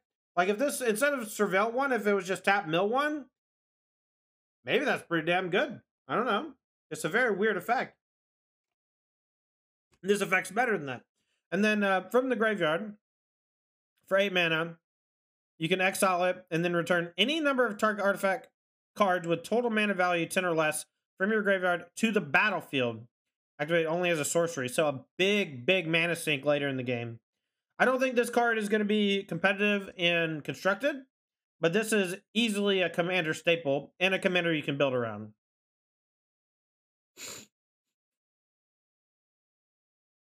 Ajar, Loyal Bodyguard. This is a green-red for 3/3, no downsides. Sack them. Legendary creatures you control get +1 power and gain indestructible until end of turn. This is going to be another card for Bard class. Bard class is a weird deck that doesn't see a lot of play, but the more good legends we get, the better our deck gets. All right, next up, Harbin. Blue-white for a 3/2 flyer. Whenever you attack with 5 or more soldier creatures you control, get +1/+1 and gain flying until end of turn. Long story short, this is a 2 mana 3/2 flyer. If that's something you're in the business for, then the rest is made up nonsense, doesn't matter. It's pretty rare you're going to attack with 5 or more soldiers, but if you do, it's game over. So your opponent is just stalling on board. Harbin threatens to end the game while being a very efficient beater. But again, another creature that dies to stomp. But this is a very aggressively costed legend and one that I think could be good. Yeah, if you want to play Soldier Tribal, this is a good place to be. It's going to be kind of hard to get 5 soldiers in play, though. I feel like abilities like that are almost always just overkill. But as it stands, a 2-mana 3/2 flyer is pretty good. And if your opponent's not playing a bunch of removal and you get into a board stall, this just breaks the board stall and wins you the game. So, a very cool card. And the play patterns seem like they could be sweet. All right, Taunt the Toymaker. 5-mana 3/5. When you cast a beast or a bird creature spell, you may copy it, except the copy is an artifact in addition to its other types. So this is a free thing that copies beasts and birds. Now, I don't know exactly what type of commander deck this wants to be in, other than a deck with just a bunch of beasts and birds, or just all beasts, or just all birds. But this could be your commander if you want to do that, which is kind of sweet. I'm not talented enough to build this deck, though. And it would take a lot of time to just Google and find out every bird and every beast you can play. But somebody's going to do it, and somebody's going to have the time of their life. Different Urza. This is Prince of Krug. This is 2/3 for 4 mana. Artifact creatures you control get +2/+2. So Tempered Steel on a creature. And then 6 mana. Create a token that's a copy of target artifact you control, except it's a 1/1 soldier creature in addition to its other types. So it's a mana sink for all your power stones, which is nice. And it makes 1/1s that turn into 3/3s. This is another one of those cards where it's secretly much better than the stats say, because that card is a 3/3 for as long as Urza stays on the battlefield. And if you're spending 6 mana to make a copy of something, even if it's just a power stone, it's a 3/3 power stone, you know? I think this card could be pretty good. I think it's bullshit that's kind of weird. So basically, this is like young Urza, right? He's like in his 30s or whatever, or like early 40s. And he's just kind of owning, he's like super smart guy. You can even see he's got like blonde hair. And then the alternate art version or whatever, this is not when he's Prince of Krug. This is when he's end of the war, right? This is Urza, white hair. You know, he's already about to become like the Wanderer or whatever. They just don't even look remotely the same. This guy looks like Jeff Bridges. And then this guy looks like, I don't know, old. I would say a fail on the alt arts. I am a... Alright. Mishra, Tamer of Makfa. Fawa? 5 mana 4/4 legend. Permanents you control have ward, sack a permanent. So that means that this has ward, sack a permanent. So if your opponent wants to kill it, they got to sack a land or a creature or something. Each artifact card in your graveyard has unearthed 1 black-red. I don't know exactly what artifacts you want to put into your graveyard to get unearthed, but I can sure think of a few that are powerful that you would want to do it with. And we'll look at a couple later that you definitely want to. And now that it's not just artifacts, or it's not just artifact creatures, any artifact. So if you got an artifact with a cool enters the battlefield effect that's expensive, you can unearth it for 3. This works with all sorts of looting effects. Mishra itself doesn't have unearth, but it's certainly a cool card. I like this Mishra, but I like this Urza better. I think this Urza is a better card. But I think this Mishra is pretty cool. Now, Queen Caleb bin Krug. This is a card I could see doing some really dirty shit, but I cannot figure it out. So it's 3 mana, 2/3, Human Noble. 4-tap, discard all the cards in your hand. Then draw that many cards. You may choose an artifact or creature card with mana value 1 that you discarded this way. Then do the same for artifact or creature cards with mana value 2 and then 3. And you can return those cards to the battlefield from your graveyard that you discarded this turn. And you can activate the ability only as a sorcery. So no like end of turn nonsense, but you play this on 3. On turn 4, you get to wheel your whole hand if you want. And then for every 1, 2, and 3 drop creature or artifact, you can put one into play. So you can play a Portable Hole, you know, a Charming Prince, and like a Reflector Mage. It is a human. It can go in like a 3 or 4 color humans deck.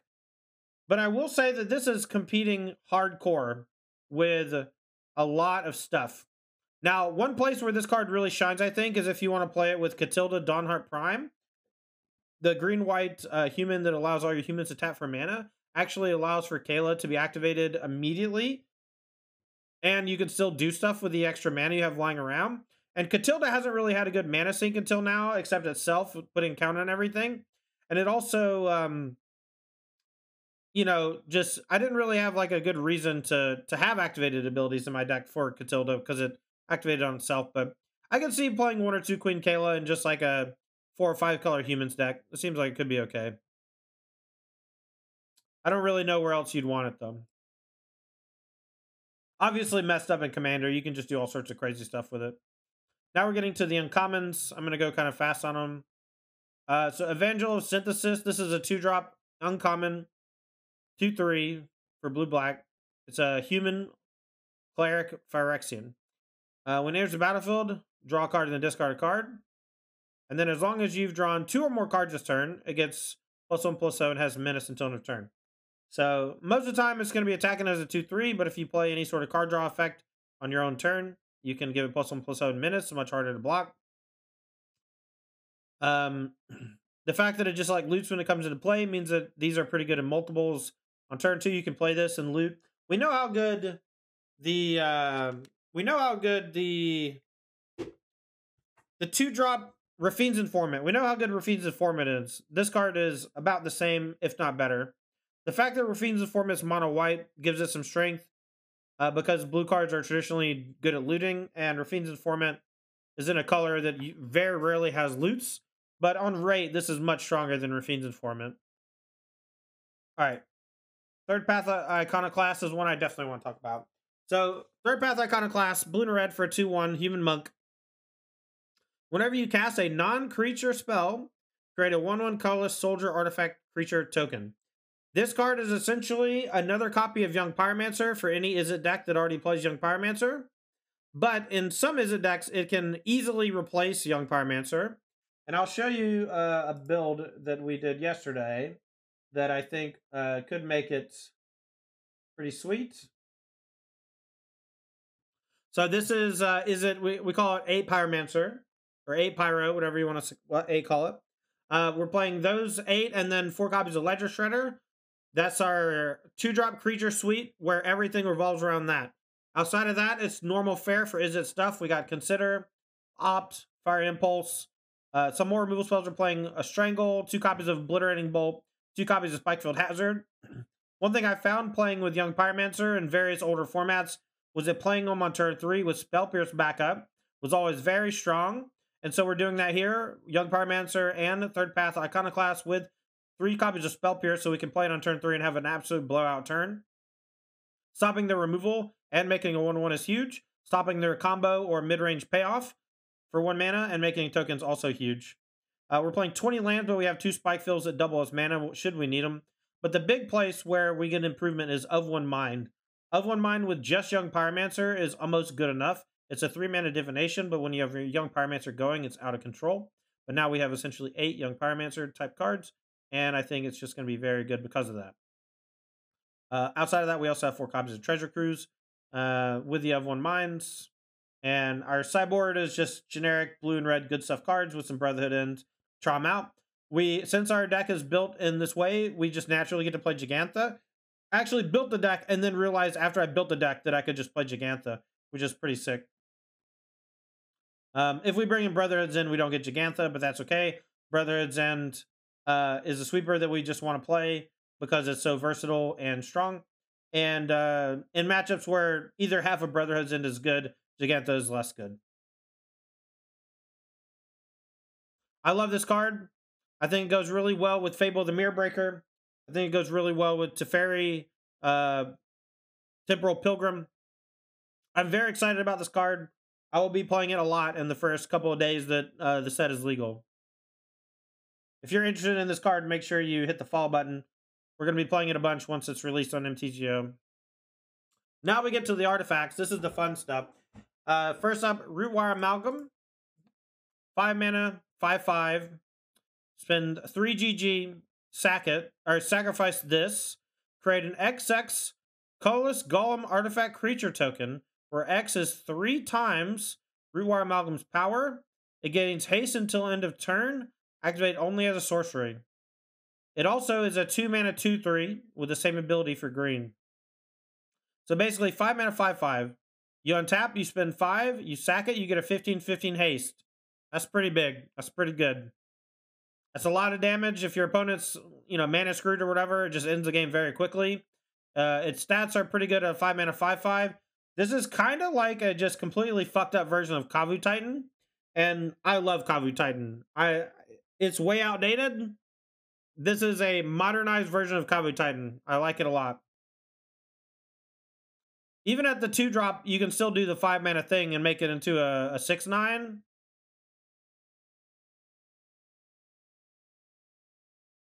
I guess it would just be a 6/6, but that's fine.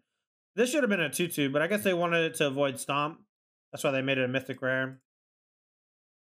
Cityscape Leveler. Anyway, S tier card. I love it. I hope it's actually good, but I love the build. Cityscape Leveler, 8-drop. Artifact creature construct, has trample. When you cast a spell, and whenever it attacks, destroy up to 1 target non-land permanent. Its controller creates a tapped Power Stone token. It also has Unearth for 8. This is an easy Karn sideboard card. Karn the Great Creator can get this and replace Meteor Golem with it pretty easily, I think. The fact that it triggers on cast is a big deal against counter spells and such. To note that when you unearth it, you do get to destroy something when it attacks. So even if your opponent kills it, you still get to take out a couple permanents with it. I don't know if this is going to see a lot of play in main decks, but it could. I think this card's great. It reminds me a lot of like Sundering Titan. And I believe its effect on the board will be similar. Next up, Blade Cool Serpent. 6 mana and then X. You can spend X, but it's not necessary. You get a 5/4 base. For every blue spent, you draw a card. For every black spent, each opponent discards a card. And for every red spent, it gets +1 power and gains trample and haste until end of turn. So you can play this in a Grixis deck, mono red, mono blue, mono black, any color combination you want. I think it's a little too expensive for constructed, but I think in general it's just pretty powerful and good. I think this is just like a easy slam dunk for Commander. It just does so much stuff. Next up, Platoon Dispenser. 5 mana 4/6. Beginning of your end step, if you control 2 or more other creatures, draw a card. 3 and a white. Create a 1/1 colorless artifact soldier creature. And it's unearthed for 2 white. So when you unearth, the secret is that at the end of your turn, you'll draw a card before it dies, right? As long as you stack unearth correctly or whatever. I guess unearth and the stack, the abilities go on the stack at the same time. Arc of 9 Tails, thanks for the follow. I like that this can be like a self-sustaining engine. The fact that it's a Mythic Rare leads me to believe that it's much stronger than I actually think it is. 5 mana 4/6 is not like something to really be proud of at this stage of Magic's history, but it's still pretty decently sized. It has a way to spend a bunch of extra mana, and I'm really digging on artifacts that have like colored activated abilities. So I'm curious how this is going to play. As it stands, I have no idea how good it's going to be though. Next up is maybe the best card name in the set, Liberator. Urza's Battlethopter. This is a 3 mana 1/2 legendary Thopter. Has flash and flying. You may cast colorless spells and artifact spells as though they had flash. So it really just changes the rules of the game, which I like. And then whenever you cast a spell, if the amount of mana spent to cast that spell is greater than Karn Liberator Battlethopter's power, put a 1/1 counter on Liberator. Okay, so long story short, you play this on 3, you untap, and then for the rest of the game, whenever you play an artifact or call a spell, they can be played at instant speed.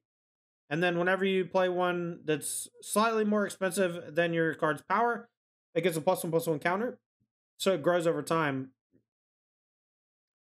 I don't really know what else to say. It has evasion, it has flash, so it's scary. This is another home run for Commander. But it's very complicated, so I'm not really sure what it's going to do in constructed. Very cool name, though. All right, Stasis Coffin. This is a 3-mana legendary artifact, 2 tap, exile it. You gain protection from everything until your next turn.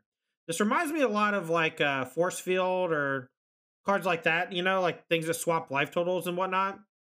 This is a pretty cheap effect. You know, it's fog, but it's colorless. And it's not just fog. It also protects you from grape shot type stuff. It protects you from discard spells, tendrils of agony. You know, the Stasis Coffin is not just fog. It's close, but it's not just fog. This is another thing you can get off Karn that could be good. It does not protect your planeswalkers from being attacked. That's important to note. But it can buy you a full extra turn in your Karn deck, and that sometimes is all you need. So it might be worth exploring. My first couple of builds with Karn in the new set out on Magic Online are going to involve one of these in the sideboard. And then based on how often we get it will depend on whether or not it stays. Next up, Portal to Phyrexia. This is one that I think it might be too expensive for a Karn sideboard. Not like 8 mana is pushing it. At 8 mana, floating and Karn activation, you can sometimes just win the game. And so for 9 mana, I feel like you should be able to win the game most of the time if you have 9 mana to float.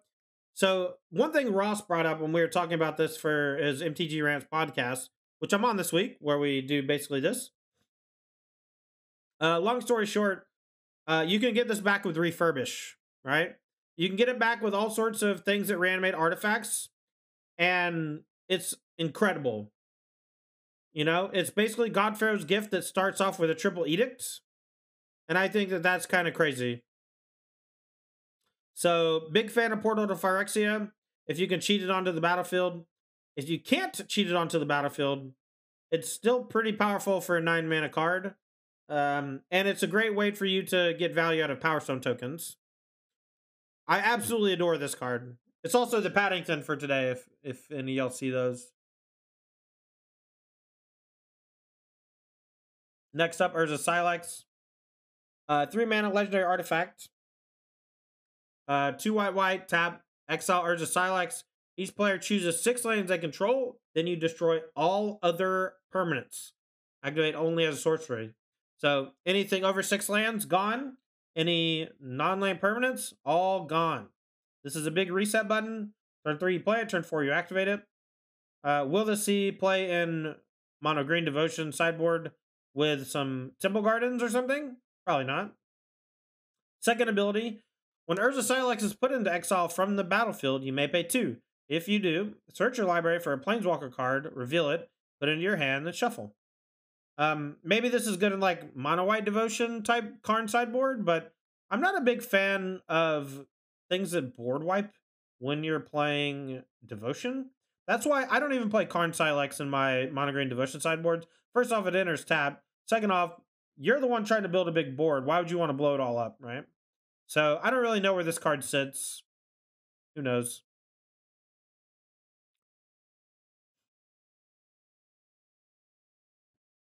All right, next up, maybe the best card in the set. Unclear yet. I gotta test this card, but I think Arcane Proxy is going to be very strong. This is another prototype creature. This is the blue one. 2 blue and 1 for a 2/1. When Arcane Proxy enters the battlefield, if you cast it, exile target instant or sorcery card with mana value less than or equal to Arcane Proxy's power from your graveyard. Copy that card. You may cast the copy without paying its mana cost. So this card basically just Snapcaster Mage. You can play a 1 or a 2 mana spell with it. Very strong card.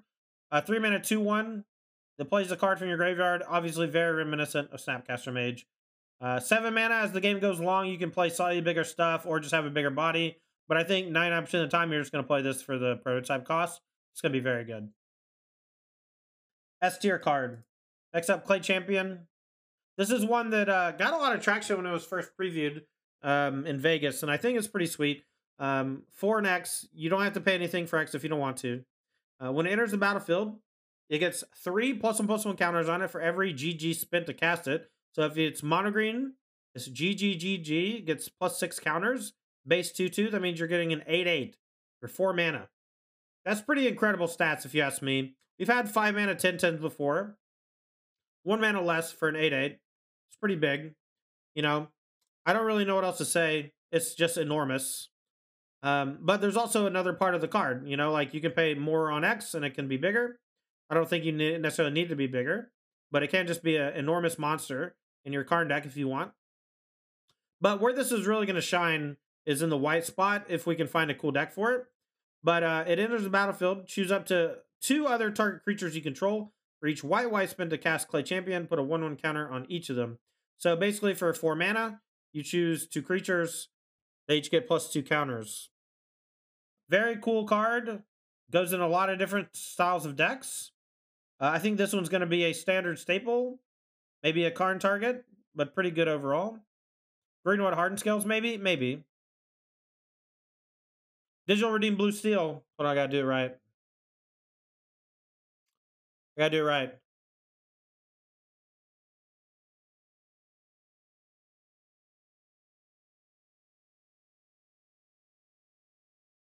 Mr. Second Amendment, 7076. Okay. Thanks for the follow. Next up, Skitter Beam Battalion. 9 mana 4/4 Trample Haste.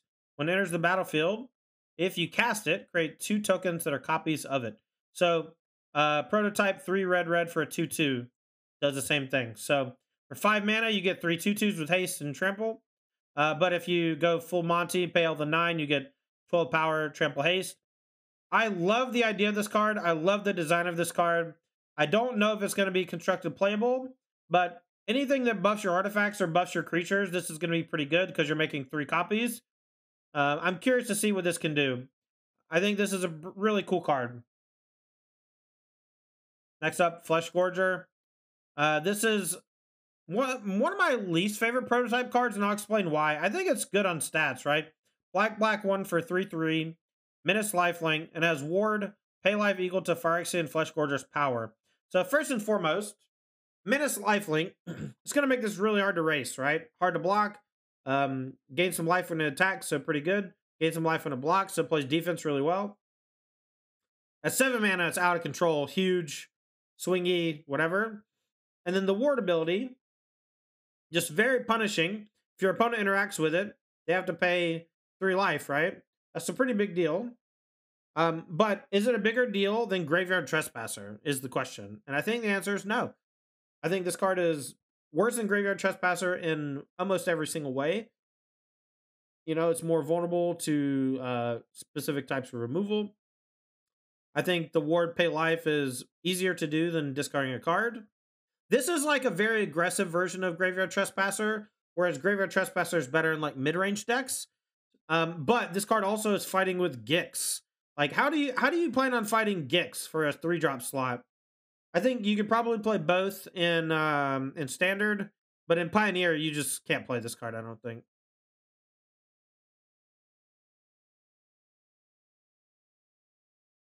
If there's no Phoenix is better than Trespasser, maybe. All right, next up, Surge Engine. This is one I'm not stoked about.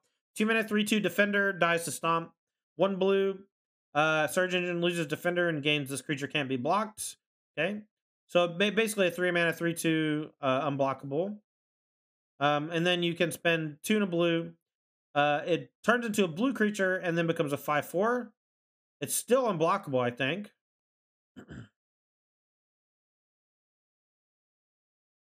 And then last but not least, 4 blue, draw 3 cards. Activate only if Surge Engine is blue and only once. So you have to stagger them, right? You have to do all of them before you can do... You have to do the previous one before you can do the next one. It's very similar to Figure of Destiny and those cards like it. Dies to Stomp. I don't know. That's all I got.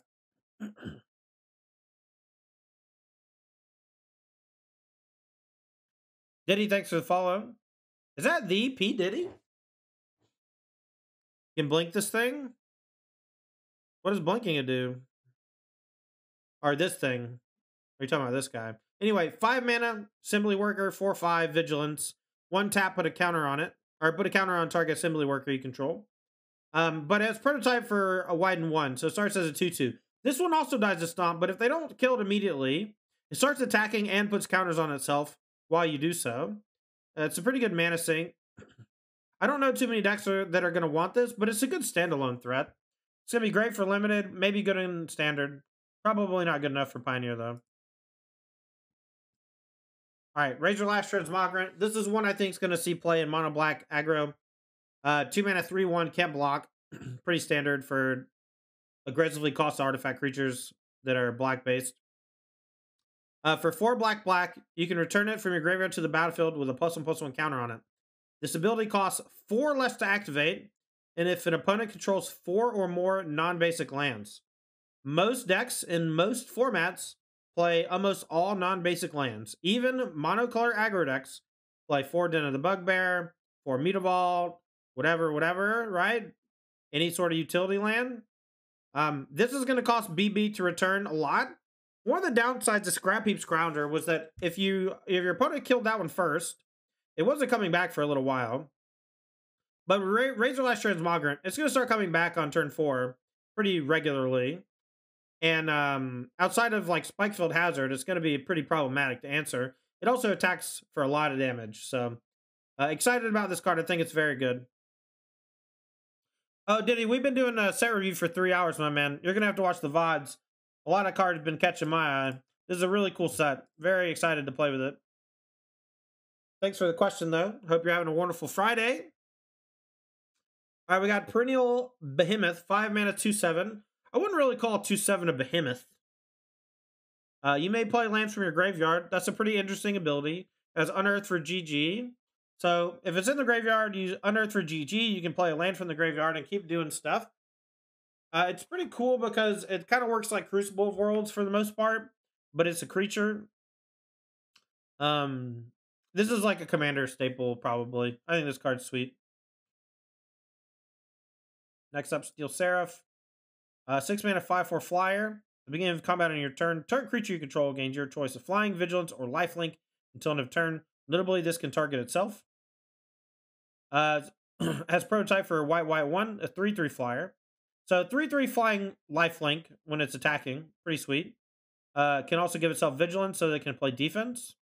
It can also trigger the turn you cast it and give one of your 1 or 2 drops the ability. Where this fits in the mold of things, I don't know. You know, I think the 3 mana 3/3 version of this card is the better version, but I can very easily see casting this later in the game for 6 and just being a bigger thing.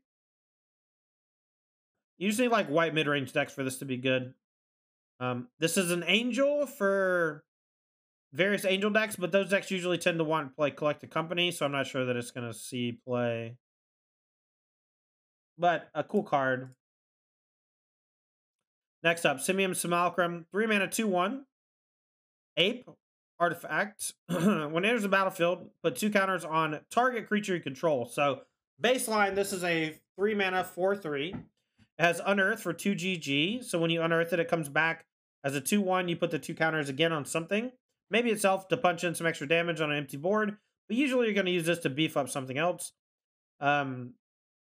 Is this card as good as Verdurous Gearhulk? No. Is it still pretty good? I think so. This feels like a pretty solid play in Llanowar Elf decks and weaker formats like Pioneer. This will probably never see play in Modern. But cool card. I don't think this is really a commander card either, so I'm curious where this fits, but it's an interesting card that I quite like. Next up, Terizian Mindbreaker, 7 mana, artifact creature Juggernaut. Does not have to attack every turn. Big flavor fail. Whenever it does attack, defending player mills half their library rounded up, and it has Unearth for blue 1. This is an unplayable Magic card. Unfortunate, I know. For those of you who played Traumatized back in the day, this is not Traumatized. It's not close. And I don't even think Traumatized was very good either. But people loved it. And people are going to love this shit too. Because it feels good to deal, like, you know, flip 30 cards off your opponent's deck or whatever, right? Anyway, not a big fan of this card, but it's certainly cool looking. Imagine sneak attack this? Yeah, but they go from 50 cards to 12 cards, I guess. It's like a lot of cards lost, but it's not, it doesn't win the game, right? It's not like that good. Yeah, I love a lot of the art. The set feels really epic. It's really given me like original Urza Saga vibes or whatever, you know? Next up, Thread Spider, 3 mana, 2/4 reach. When it ETBs, you and target opponent each get a Power Stone. So the goal here is to have a defensive creature, give your opponent a piece of rock that doesn't do much while giving you a rock that lets you use activated abilities. This activated ability is pretty expensive. It costs 7. Look at the top 4 cards of your library. You may reveal an artifact from among them. Put it in your hand. Put the rest on the bottom of your library in a random order. So big mana sink, but not exactly powerful. I don't think this one's going to see much play in anything. Could definitely be wrong. Would love to be wrong. The Power Stone being usable on your side and not on your opponent's side can be a big deal.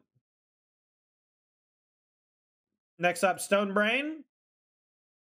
This is going to be the Karn target that everyone plays on week 1. The Stone Brain is Cranial Extraction, but colorless. Choose a card name. Target opponent searches their graveyard, hand, and library for up to 4 cards with that name and exiles them. That player shuffles, then draws a card for each card exiled from their hand this way. Activate only as a sorcery. So, just strip your opponent of their combo piece. Artifact, Karn target. Easy slot into the Karn decks. Oh yeah. You got to get some at the pre-release. Otherwise, it's going to be impossible to find. All right. Transmogrant's Crown. 2 mana equipment. Equip creature gets +2/+0. Whenever equipped creature dies, draw a card and equips for either 2 colorless or black. This one's okay, I think. Me and Ross talk about this one a little bit on the podcast, and honestly, I'm not huge on equipment in general. I think that this card could have cost 1 to cast and then 1 to equip. 2 or black. And I think it still would have maybe not seen play. It would have been better because of Saga, but even with Saga, like, you can do way better. The only thing I don't like about this card is that equipment are just not very good unless they generate a body or do something completely messed up immediately. And Skull Clamp, like, people are like, oh, this card's like Skull Clamp or whatever. But Skull Clamp, you could aggressively kill your own creatures and draw 2 immediately. It'll cost 1 to cast and 1 to equip. This you're not going to have as much luck with. This is a strange card that's never going to have a home, that looks good and plays badly. Next up, Dragon Engine. We talked about this one already with Mishra. 3 mana, 2/2 double strike. Not so good that it dies to stomp, but for 5 mana, it comes back. You get to discard your hand and draw 3, like a Bedlam Reveler or Ox of Agonis. And if you already have a Mishra out and you get to attack, you get to meld it. So if you have Mishra in play, Dragon Engine in the graveyard, your opponent basically can never tap out, because if they do, you just flip on them and kill them. Already did Mightstone. Now we're getting into commons and uncommons again. We're going to scroll through and talk about a couple. We got a clone artifact. This is very similar to Phyrexian Metamorph, but instead of costing 3 colorless, it costs 2 and 2 blue. The fact that it's still an artifact could matter. I'm not sure. It copies artifact or creature, which is a big deal. Most of them only copy creatures. Once you copy a creature, all your clones can copy this. I don't know if that matters. I saw some people talk about Symmetry Matrix. So 4 mana artifact. Whenever a creature with power equal to its toughness enters the battlefield under control, you may pay 1. If you do, draw a card. This works with tokens. So you can make a bunch of tokens and then spend X and draw X cards. I'm not sure if it's very good, but could be. People were talking about Haywire Might a bunch. 1 mana, 1/1. When it dies, you gain 2 life. Spend a green, sack it. Exile target non-creature artifact or non-creature enchantment. This is really good against Urza Saga. It's also tutorable with Saga, so it's going to be good on Saga Violence. 4 mana so much. Yeah, it's 4 mana and you have to pay 1 each time. It is a lot, I agree. Alright, this one's kind of cool. Alright, 3 mana artifact. Black Saga creature, add 3 colorless. 2 tap Saga creature, create a 3/3 zombie artifact. I don't know, man. This one seems pretty sweet. It's obviously not as powerful as Ashnod's Altar, since this is a free sacrifice. but it's another altar that does some cool stuff. Um, I like this card, but I don't think so. This is a cool design. I like discussing cool designs, especially for limited. A 3-mana 1/3 flyer for red is not something we get very often. So it plays defense really well in the early turns. But then in the later turns, you just turn it into like a 3 or 4 power flyer, just dealing massive damage as the game progresses. If you draw one late game, it's just an 8-mana 5/5 flyer with fire breathing. I think this is a really cool design for limited. This is a card that could see some play in some Saga decks. 1 mana, 1 tap, sack it. Exile the top 2 cards of your library. Choose one until in your turn you can play that card.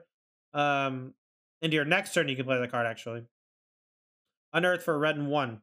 So this works well with Emery. If you want to play this as a 1-of in your Emery deck, I think that could be good. Getting off Saga is pretty cool. I'm not sure if you want to just play 1 or 0, though. All right. There's another card that I think is technically not in the set, but I do want to talk about it a little bit. It's a prototype creature. I think it's in Jumpstart, so I'm not sure exactly where those are. Let's pass a showcase. I think some of these are Commander.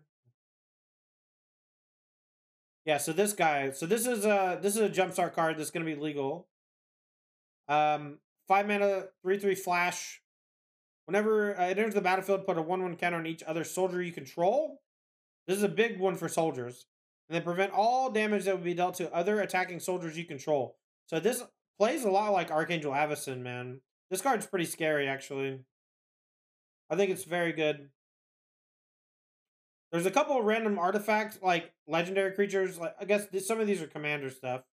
But the ones that have the set symbol are not commander only. Alright, let's see if we can find green.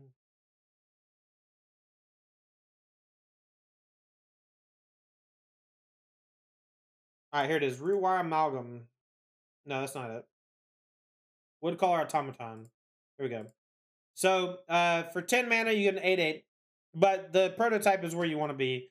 GG and 2 for a 3/3. When Automaton enters the battlefield, if you cast it, untap target land you control. Big shocker.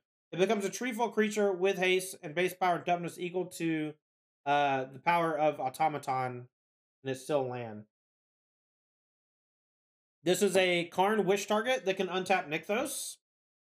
If that does not scare you, I do not know what does. Karn is already just out of control powerful, and there's like maybe 5 or 6 new artifacts in this set that could all easily be Karn targets and be good Karn targets. And this one is terrifying to me. This one just straight up fucking 1-card combos your opponent with Karn sometimes, man. Like, I don't even know what to say. This one's just very scary. That's basically the set. There's maybe some commons or some stuff from the rest of the format that I might have forgotten, but that's basically all there is to it. I do think Brothers War is a sweet set. I'm very excited to play with it in Pioneer. There's a lot of cards that I've already built decks around. I spent all day building decks yesterday. I'm going to link y'all one more time in chat to the decks I played, or decks I built yesterday on stream. If you're curious, you can check out my Patreon. I also built some decks on there, including a green-white tokens deck that I'm quite proud of, and a blue-red deck with Teferi Pilgrim, Temporal Pilgrim that I'm really proud of as well. I'll be writing an article probably tonight that'll probably go up tomorrow on my Patreon. I'm just going to pick basically my favorite cards and build a deck around them, do a couple blurbs, and post it up on Patreon. If you want to join the Patreon and get some more content that way, it's something that I think will be good to consume before we get to the heart of the constructed season whenever the new set comes out.